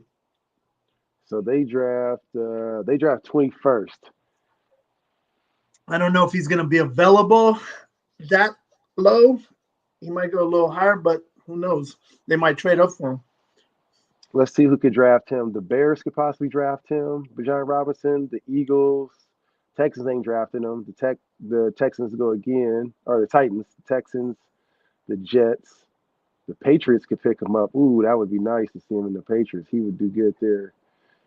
Packers, Commanders could possibly pick him up. Steelers, yeah, there's a lot of teams that could go. Well, the Titans could pick him up because they're trying to shop. At least that's what I've heard. They're shopping fucking Derrick Henry. I don't know how much truth to. No, they said they quashed that. They said that was dead. Oh, okay. They said I'm they like, said what are you that, doing shopping Derrick Henry? What the hell's wrong with you? They got to shed that weight, man. You know, I was the hype. The reason why I don't want to draft a QB this year is because one player I heard a lot of hype about last year, and I'm still on that train. I want to see him progress, just like Jalen Hurts is Malik Willis. Remember him last year? He looked like Michael Vick on tape, bro, like a right-handed Michael Vick. That motherfucker was running all over the damn field, playing for a second-class school. Liberty. But Liberty, I was like, damn, bro, I think he gonna be that next guy. And he went out there and just shit the bed his first appearance in the NFL, bro. Like, it was bad, man. They had to bring in the next cat to be able to get him off the field, man. It was atrocious. So, man, I don't know. I'm not too big on these quarterbacks after just seeing the hype that was built around him. And you remember that season, he was the one that was throwing the ball, you know what I'm saying, at the top of the stadium and throwing them deep, and his arm just looked like it just popped off the screen. Get him out there with the rest of them boys, and he couldn't be able to figure out that playbook or nothing, man. And he was what it is because in college they design these offenses around these kids, right? Yep. But then when you get to the NFL, then you get a coach like Josh McDaniels be like, you know what? This is how we do shit. I ain't trying to hear how you do shit. This is how we do shit here. You either get with it or get gone. Yep. And they be like, you know what? We gone. Exactly. Yep, they got options. They have options. Yeah, these kids, you can't call their fucking parents and be like, talk to him, he's gonna lose a scholarship. Mm-hmm. These are grown ass men, bro. These are grown men, yep. And it's not a one-sided thing. Like, you get something out of them and they get something out of you. It's not just them getting something out of you. You know what I mean? Man. Or you know what I mean? It's a two-way thing. They're saying the Bills is trying to pick up Josh Jacobs' top landing spot for him. Shit, that'd be problem. Oh fuck, problem. That would be a serious problem. And we got to go play in Buffalo this year. I'm like, I hope we play in September or October. I hope it's not November or December when we go to Buffalo. Mm-hmm. I don't want to see like a 50-0 type of game. Like we lost to the fucking Falcons a few years ago. That was one of the saddest fucking games I ever seen. If we lose out on Josh Jacobs, what do you guys think about going out and go kick the tires on Ezekiel Elliott? You know what? At this point, I would, as long as he doesn't fucking want like an astronomical amount of money, I would fucking kick the tires on him. You got to kick the tires on him, bro. I would do it, yeah. Because I don't trust, like I told you guys, I don't trust Zamir White or, I don't know what Sincere McCormick is. So maybe he might be something, but I don't know what he is. So I don't trust that yet. And I don't trust Britton Brown. Yeah, I don't trust none of the running backs on the roster. I'm reading about this report here. So, since Darren Waller is in New York now, ain't shit hiding no more. And so now it's starting to leak out about the relationship or what transpired, what really happened. They got the New York Post. Good. The New York media is starting to really, dig into what was going down. So the New York Post just posted this a couple hours ago. It says, it's talking about one of the reasons, let's see the title of this shit, what it says. It says how Darren Waller's relationship with the Raiders began to spiral before Giants trade. And it's by Jason Hendricks. Shout out to her. She just posted it today, this afternoon. But they're talking about, his marriage, him getting married, and his proposal was a big issue with him revealing that. I guess he wanted to keep that real close to the vest. And he told, again, going back to Versace guys, you know what I'm saying? You got to have that rich Versace. It's like, hey, coach, look, man, I'm fucking around with this girl in the WNBA. Shit's getting serious. I think I'll put a ring on it. We just want to, and a guy like Versace would have took that and said, hey, bro, I'm happy for you. You know what I'm saying? Embraced him. But we're seeing what happens with, it looks like Darren Waller went to the coach and said, hey, I'm getting married. I want to keep it low key. And that was a big issue as to why all of this stuff was going on. So let me read the rest of this here. Yeah, they said that this is reiterated by Mick Lombardi, who's the team's offensive coordinator. It says this sentiment was reiterated on the March podcast by Mike Lombardi, the former NFL exec whose son, Mick Lombardi, is the team's offensive coordinator. So this is coming from his dad. With the Raiders entering their week 6, so they're talking about when Waller was injured and how we all know about the rehab. He didn't rehab. He went to LA to do his video. We know about that, but I'm like, the wedding thing was also mentioned, but it was probably something else too. It can't be just those two things. It says redid your contract, and on the bye week, instead of rehabbing, you went home for your 4 days and accrued the fines. So he got fined apparently, and he just paid the fines. And then on the bye week, you went home and just didn't talk to anybody. Just went home and left a message saying, "Hey, find me. I don't care." This is what he said. "Hey, find me. I don't care. I'm going to Southern California." And this is coming from our offensive coordinator's father. Yeah. His father, Mick Lombardi. Or it's coming from Mike Lombardi. Mike Lombardi, yeah.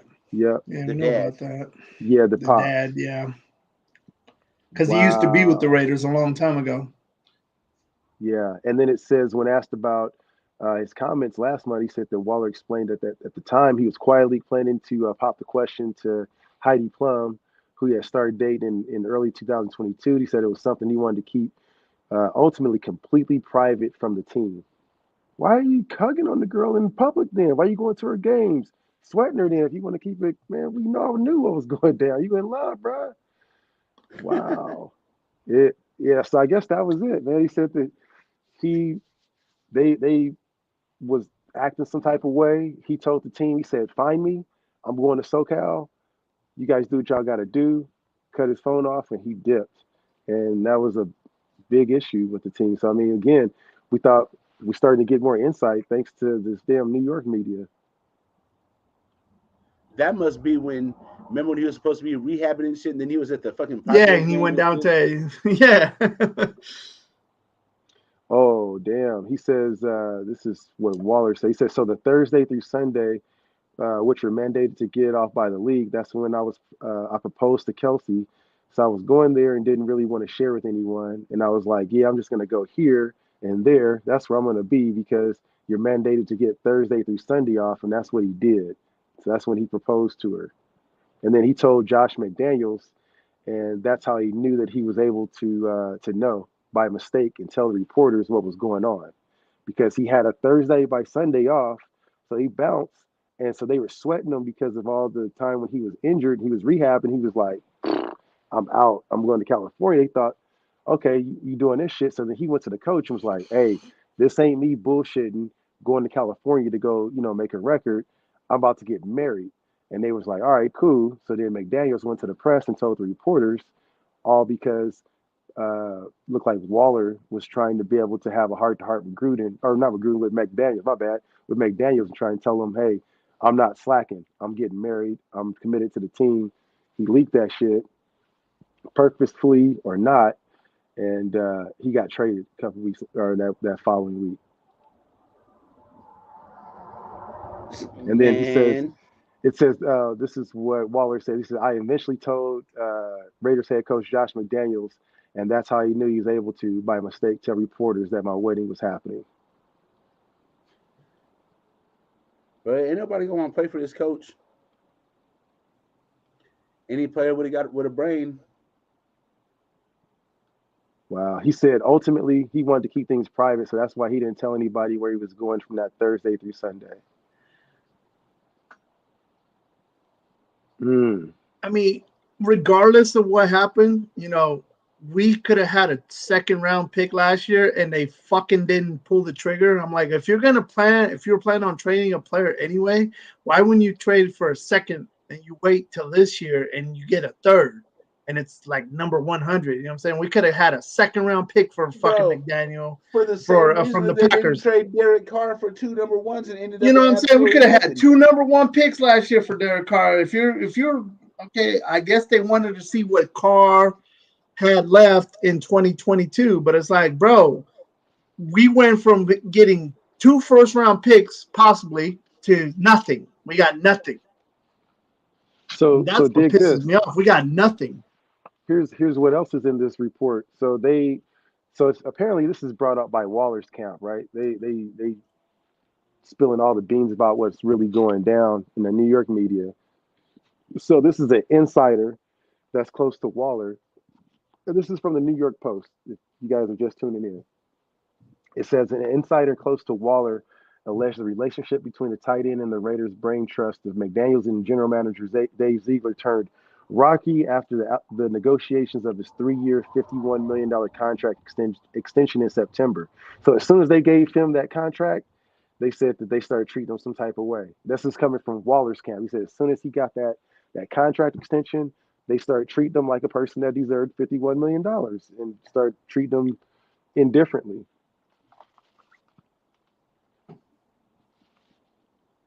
Yeah, this was definitely brought out by. What's crazy is this fucking regime is the one that paid him, and then they turn around and trade him the next year. That's not a good look, bro. That means like it don't matter what your contract looks like when you sign with the Raiders. You can still be out of there next year. Yeah, nah, bro. I'm telling you, man, it's showing right here that the dude is really like looking to get. As soon as you get like a contract, like he's on your neck. Yep. Wow.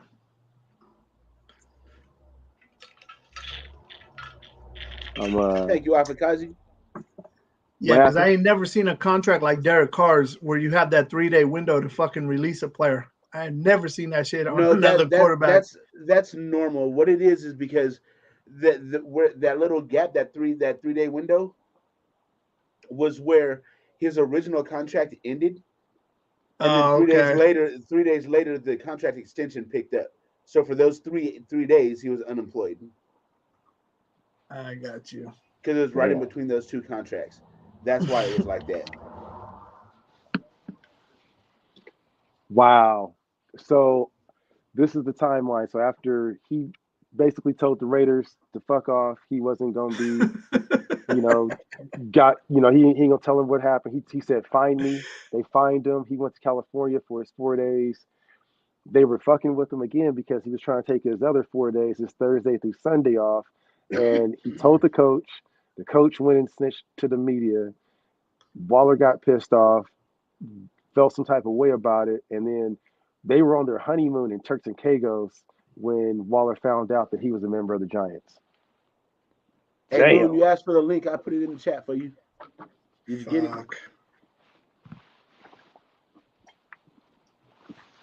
That's crazy, bro.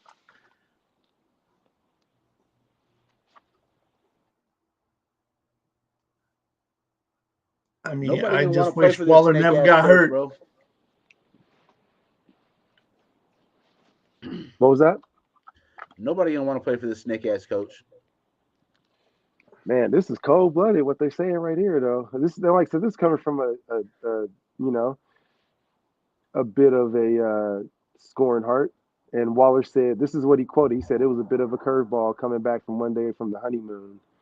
Despite the sudden turn of events, Waller has the support of Plum as they both embark on a new chapter, now as husband and wife. But see, Ern, how the fuck do players keep coming to play for him that play for him before if they don't really like him? You know, he getting all these players that he used to coach in New England to come to Vegas. So it's like weird. Is it only New England players that like playing for him? What I think it is, this is just a theory, is that these guys played for him in New England, right? And they were successful in New England with Tom Brady and shit. And then after, like, all, like, for the last few years, New England hasn't been successful and all, you know what I mean? They haven't been as successful and all that shit. And these other players, they became good on New England when they went to the Super Bowls and went and signed other contracts in other places. Then they go to other places and realize that, this isn't the way that this is what I'm used to. You know what I mean? And plus, when you go sign with another team, you're signing for good money. So now you got higher expectations. So I mean, and then Josh McDaniels gave him a chance. Like, hey, remember that system that you excelled in New England? We're rebuilding that over here in Vegas. Why don't you come down here with us? Mm-hmm. It's like, we getting the band back together. Hey, Gravy says light the beam. That's that little shit they do in Sacramento with that cute little light they have. That's You know what I'm cute. saying? That's cute. That's I cute. remember when the They Queen. have a little light, but we have 4 rings, so we'll see on Saturday, Gravy. Voltron is assembled, bro, and it's playoff time. It's a whole nother team for us. Mm-hmm. Yeah, that shit is crazy, man. It's gonna be more coming out about what happened to Waller, but what we thought was true, and that's coming from the offensive coordinators, Pops, and a source from Darren Waller went to the New York Times talking shit. I want to hear when that real story comes out about the Derek Carr shit. Derek Carr and Josh McDaniels. It's probably gonna be years until that one comes out, though. Yeah, I think Derek Carr gonna come out and say, like, hey man, this motherfucker, he like a drill sergeant, and we didn't see eye to eye and all this shit.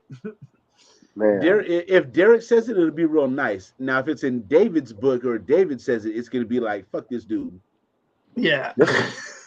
just imagine though, man. Like you going to go tell your coach, like, "Hey, coach, look, I'm not trying to take no fines no more. I'm about to go get married. Just keep that between us." And the next thing you know, boom, you got the media at your wedding, like leaking your shit. Like, "Hey, guess who just got married?" And so it also, one thing, just looking at it as objective as possible, it looks like one issue we can say was crossed off. At least that's one thing that I'm happy about just finding out about this shit, is that I thought that there was a spat or a beef between Waller and Max for having their wedding on the same damn day. Nope. Waller wasn't trying to let nobody know anything about none of this shit. He was just trying to separate himself from football, go be with his girl, go get honeymoon, go to Turks and Caicos, and be back on Monday morning. And he was telling his coach, because he was leaving the damn country on his honeymoon, and he didn't want to get fined about it. And he leaked it to the press. He got mad about it, and then they traded him. Like, that is, that's weird, man. It's weird. If that's the Well, case, that sounds like some fucking high school, junior high shit. Like I'm That's gonna some hold a Josh fucking McDaniels grudge. shit, bro. That's some Josh Damn. McDaniels shit in Denver. Fucking one of the tight ends out and about in the town or whatever. He didn't know it was Josh McDaniels' wife, but he was trying to holler at her, right? Josh McDaniels finds out about it. Dude was traded like the next fucking week. Traded the next day. oh, I remember that. I remember that. Now most people would be like, I remember that. Most people would be like, hey, yeah, fuck that. If you try to holler at my wife, yeah, he's gonna be traded. Now it's different if it's like, he knows that's his wife and shit. You know what I mean? He's really like, man, fuck that dude, man. That dude's a bitch. You know what I mean? Come on, give me some pussy. Now that's different. But like, if I'm the head coach and my wife is grocery shopping and one of my players accidentally try to holler at her and she's like, hey, you know what? I'm actually your boss's wife. They're like, oh shit, I'm so sorry, Mrs. So-and-so. You know what I mean? Then I'd be like, oh, okay. I wouldn't even be tripping. I'd be kind of flattered. I'd be like, shit, my girl's still bad enough to, have dudes holler at her at the grocery store. Yeah. Guess who's gonna I don't be? know if this is this. Go ahead. Oh, Go ahead. sorry. I was just gonna say, I don't know if this is kind of like the same situation, but when I played high school football, we started with a coach that was like a boot camp drill sergeant. Well, halfway through the season, somebody filed a complaint. Somebody on the team filed a complaint on this motherfucker, and all of a sudden he was removed. The assistant head coach took over, and we started playing different too, because we were playing fucking weak the first 4 or 5 games. But then when this motherfucker left, like, we turned our season around. We went to the championship, and I'm like, yeah, none of us liked that motherfucker because he was just a fucking dickhead. But Hey, someone filed a complaint on his ass, and I don't know what it was, but they went all the way to the principal, or to the school board, whatever the fuck, superintendent. Yeah. and yeah, superintendent. The motherfucker. All we knew, and we were told, motherfucker is no longer your head coach. He is, this dude has been promoted, and that dude is gone, and that was it. Guess who's gonna be here tomorrow? in Vegas tomorrow. Oh, Hendon Hooker. Oh okay. shit! They're Yep. probably gonna take him out to top 30 dinner visit. too, just like they did Anthony Richardson. And we're Yep. approaching the 3-hour mark, gentlemen. Anything we didn't talk about that you guys want to get off your chest? Go ahead, Kojo. Shit. Let's just I don't care what we do in the draft, man, as long as we don't fucking either draft Anthony Richardson or a fucking offensive lineman with that 7th pick, because I'm gonna have to break some shit. As long as we don't do those two things, I'm good. That's my final take. And where can people find you, good brother? Oh, you can find me at Raider Kojo 9162.com on YouTube. And y'all can find me on Instagram and fucking Twitter. But yeah, I'm mainly on YouTube. Right on, right on. Well, hey man, it's your first time on the panel. You know what I'm saying? For Appreciate sure. your views, brother. Hopefully that's not the last time. And Oh no. Oh, yeah, it man, we definitely ain't gonna appreciate be your the last views. time. Yep. I We already definitely know. want to hear about what happened on Tuesday though, because I didn't catch the live on Tuesday. Apparently somebody else is running their mouth now. Yeah, we about had a the special show. guest, and somebody didn't like our special guest, and I was basically like, Jesus. I don't give a fuck if you like our special guest or not. It's our show. We do what the fuck we want to do over here. It got crazy, man. It got crazy. The dude came on. It was his first time on live, and he actually did just taking that into Bro, consideration. dude is a fucking natural, bro. He did it. He did great. He did great, man. He defended his statements, his argument, where he was coming from. He said some things that what I'm saying, a lot of us think when we look at the regime that we just don't want to voice because we think we're gonna be superstitious and we're gonna give it some bad juju vibes or something. So I get it. People believe in that shit too. They don't want to say nothing bad. He's the complete opposite of that. He was like, man, fuck this, fuck He's that. I like don't me. like it. Yeah. So nobody interrupted him. Nobody beat him up and argued him and called him a dumbass or whatever. We let him talk, man. You know what I'm saying? And so I guess when you do that to people and you got a fellow Raider fan and you're like, welcome, brother, sister, let's hear what you got to say. And besides trying to, argue with that point, they say what wise men do. They just listen. They listen. They try and talk to be able to understand. You know what I'm saying? We didn't talk to argue. We just talked to understand. So I got a lot from it. You know what I'm saying? I learned a whole lot from that dude. So yeah, it was cool, man. It was cool. But I people need to got go into back and check that out then. the chat Well, was I going mean, we always crazy, have man. The chat dummies, was going that crazy. fucking want to run their mouth. I mean, usually that happens on Black Saturday, but now they want to do it for the regular shows too. I mean, the thing about it is like everybody got an opinion, and again, it just goes down to like how you interpret their opinion. You can have some opinions that's gonna make you be, explosive and make you, have some type of way. But why did it make you feel that way? That's when you gotta look at yourself and be like, man, why did that make me feel this way? At least be able to defend your ground why your opinion is your opinion. Yeah, and And have that's a one thing I valid got. argument for it. Yeah, and I've done my best to try and get better at that too. I mean, there's so many different type of Raider fans that's out there that I've come across, what I'm saying, from the people that absolutely just love the old regime, the old school ways, the people that want the new school ways, that support people. I just go and listen to everybody, man, because you never know. You never know where they may hit you with a fact and you just be like, damn, I didn't think about it from that angle. You know what I'm saying? I was over here trying to support this one main cause that I didn't think about this shit over here that, okay, yeah, that makes sense. So that's where I'm on right now. But yeah, we're gonna see what happens in this draft. It's gonna clear up a whole lot more. And you think is we got stuff to talk about now. In about 2 weeks, less than 2 weeks, fellas, we got the draft, man. Damn, it is 2 weeks from It today. is actually 2 weeks from tonight. Yeah. Yep. 14 Aaron, what days. about you, man? What you got? You got any final things you want to get off your chest? Man, I got the E&K show and I got a bunch of funny ass shorts. You guys want to laugh? Go watch my shorts. You want to be fucking miserable? Don't watch my shorts. Yep. Basically. Hey, the Hey. one about the Korean barbecue, I thought that's the funniest one to date. You know what? Korean barbecue, that's a fucking scam, bro. You gotta cook your own shit.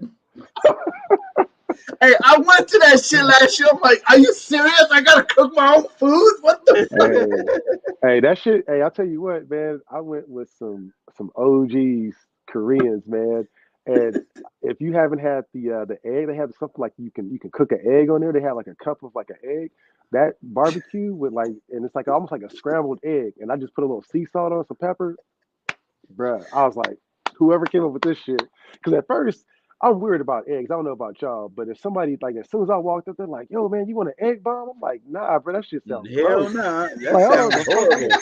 And they're like, "Nah, man, you gotta get one. You gotta get one." I'm like, "Man, hey, nah, man, just give me some rice, bro. I'm cool. Some veggies, some Yeah. salad."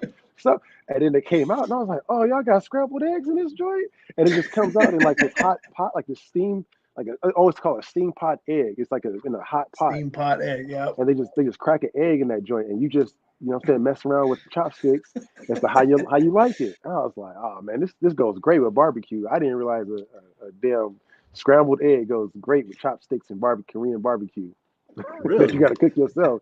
Bussin', bro, made the whole meal. But yeah, what For else you sure. got? Anything else? Anything else in your chest you got to get off? You good? I don't got nothing. I just be talking shit. Yeah, I ain't got nothing. Fuck Josh McDaniels. And Okay. if these motherfuckers don't get Josh Jacobs under contract, bro, you guys think I've been a cloud so far? I'm gonna turn into a motherfucking thunderstorm. You know what it is? I just realized what it is. Why people get so triggered when you say that. Because there's got to be a comma after you say fuck Josh McDaniels, comma, go Raiders. I'm not even gonna give them that satisfaction. But then this is what they're going to do. Everybody will go like this. Ah,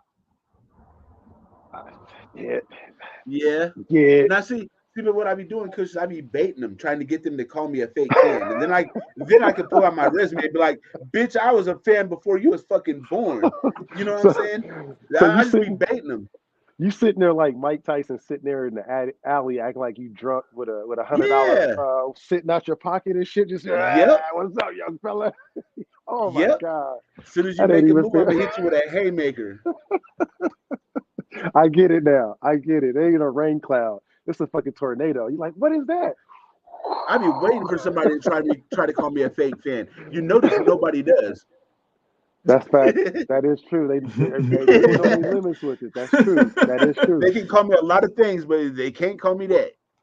Hey, that's facts, bro. That's facts. And if they would, you'd have a whole bunch of people that would come and defend you on that too, because you earned your right to be able to hold your position, and that's what we're here for, bro. It's here to be able to hear everybody's opinion, because, like I said, your voice is coming from a spot of Shut up, Loon. expertise.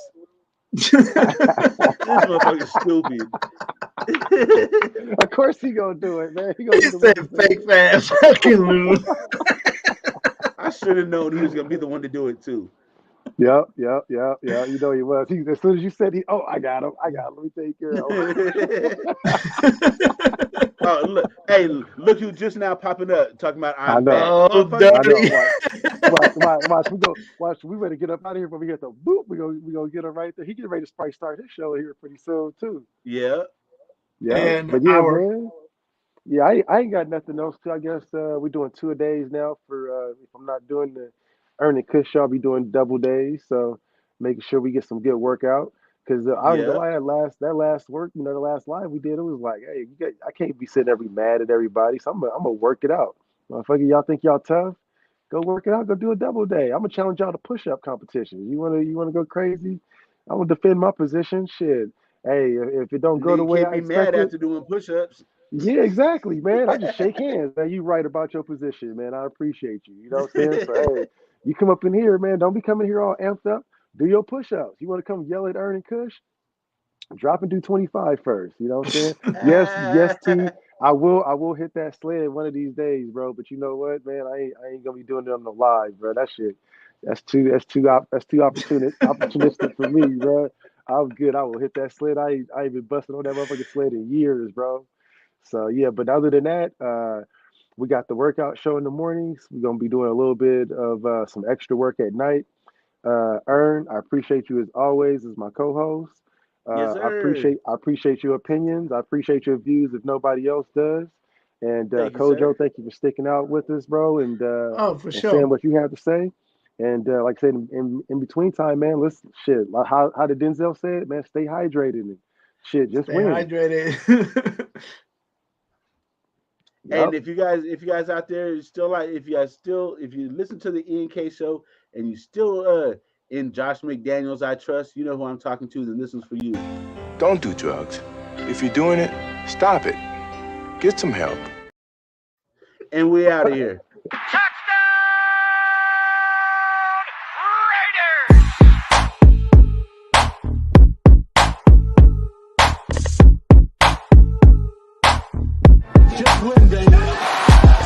Who you thought I've been rocking for? Ever since a kid, it's been patching skulls. Black and white, you see it on my flags and poles. I'm a Raider, baby, you ain't gotta ask to know. I'm a Raider, baby.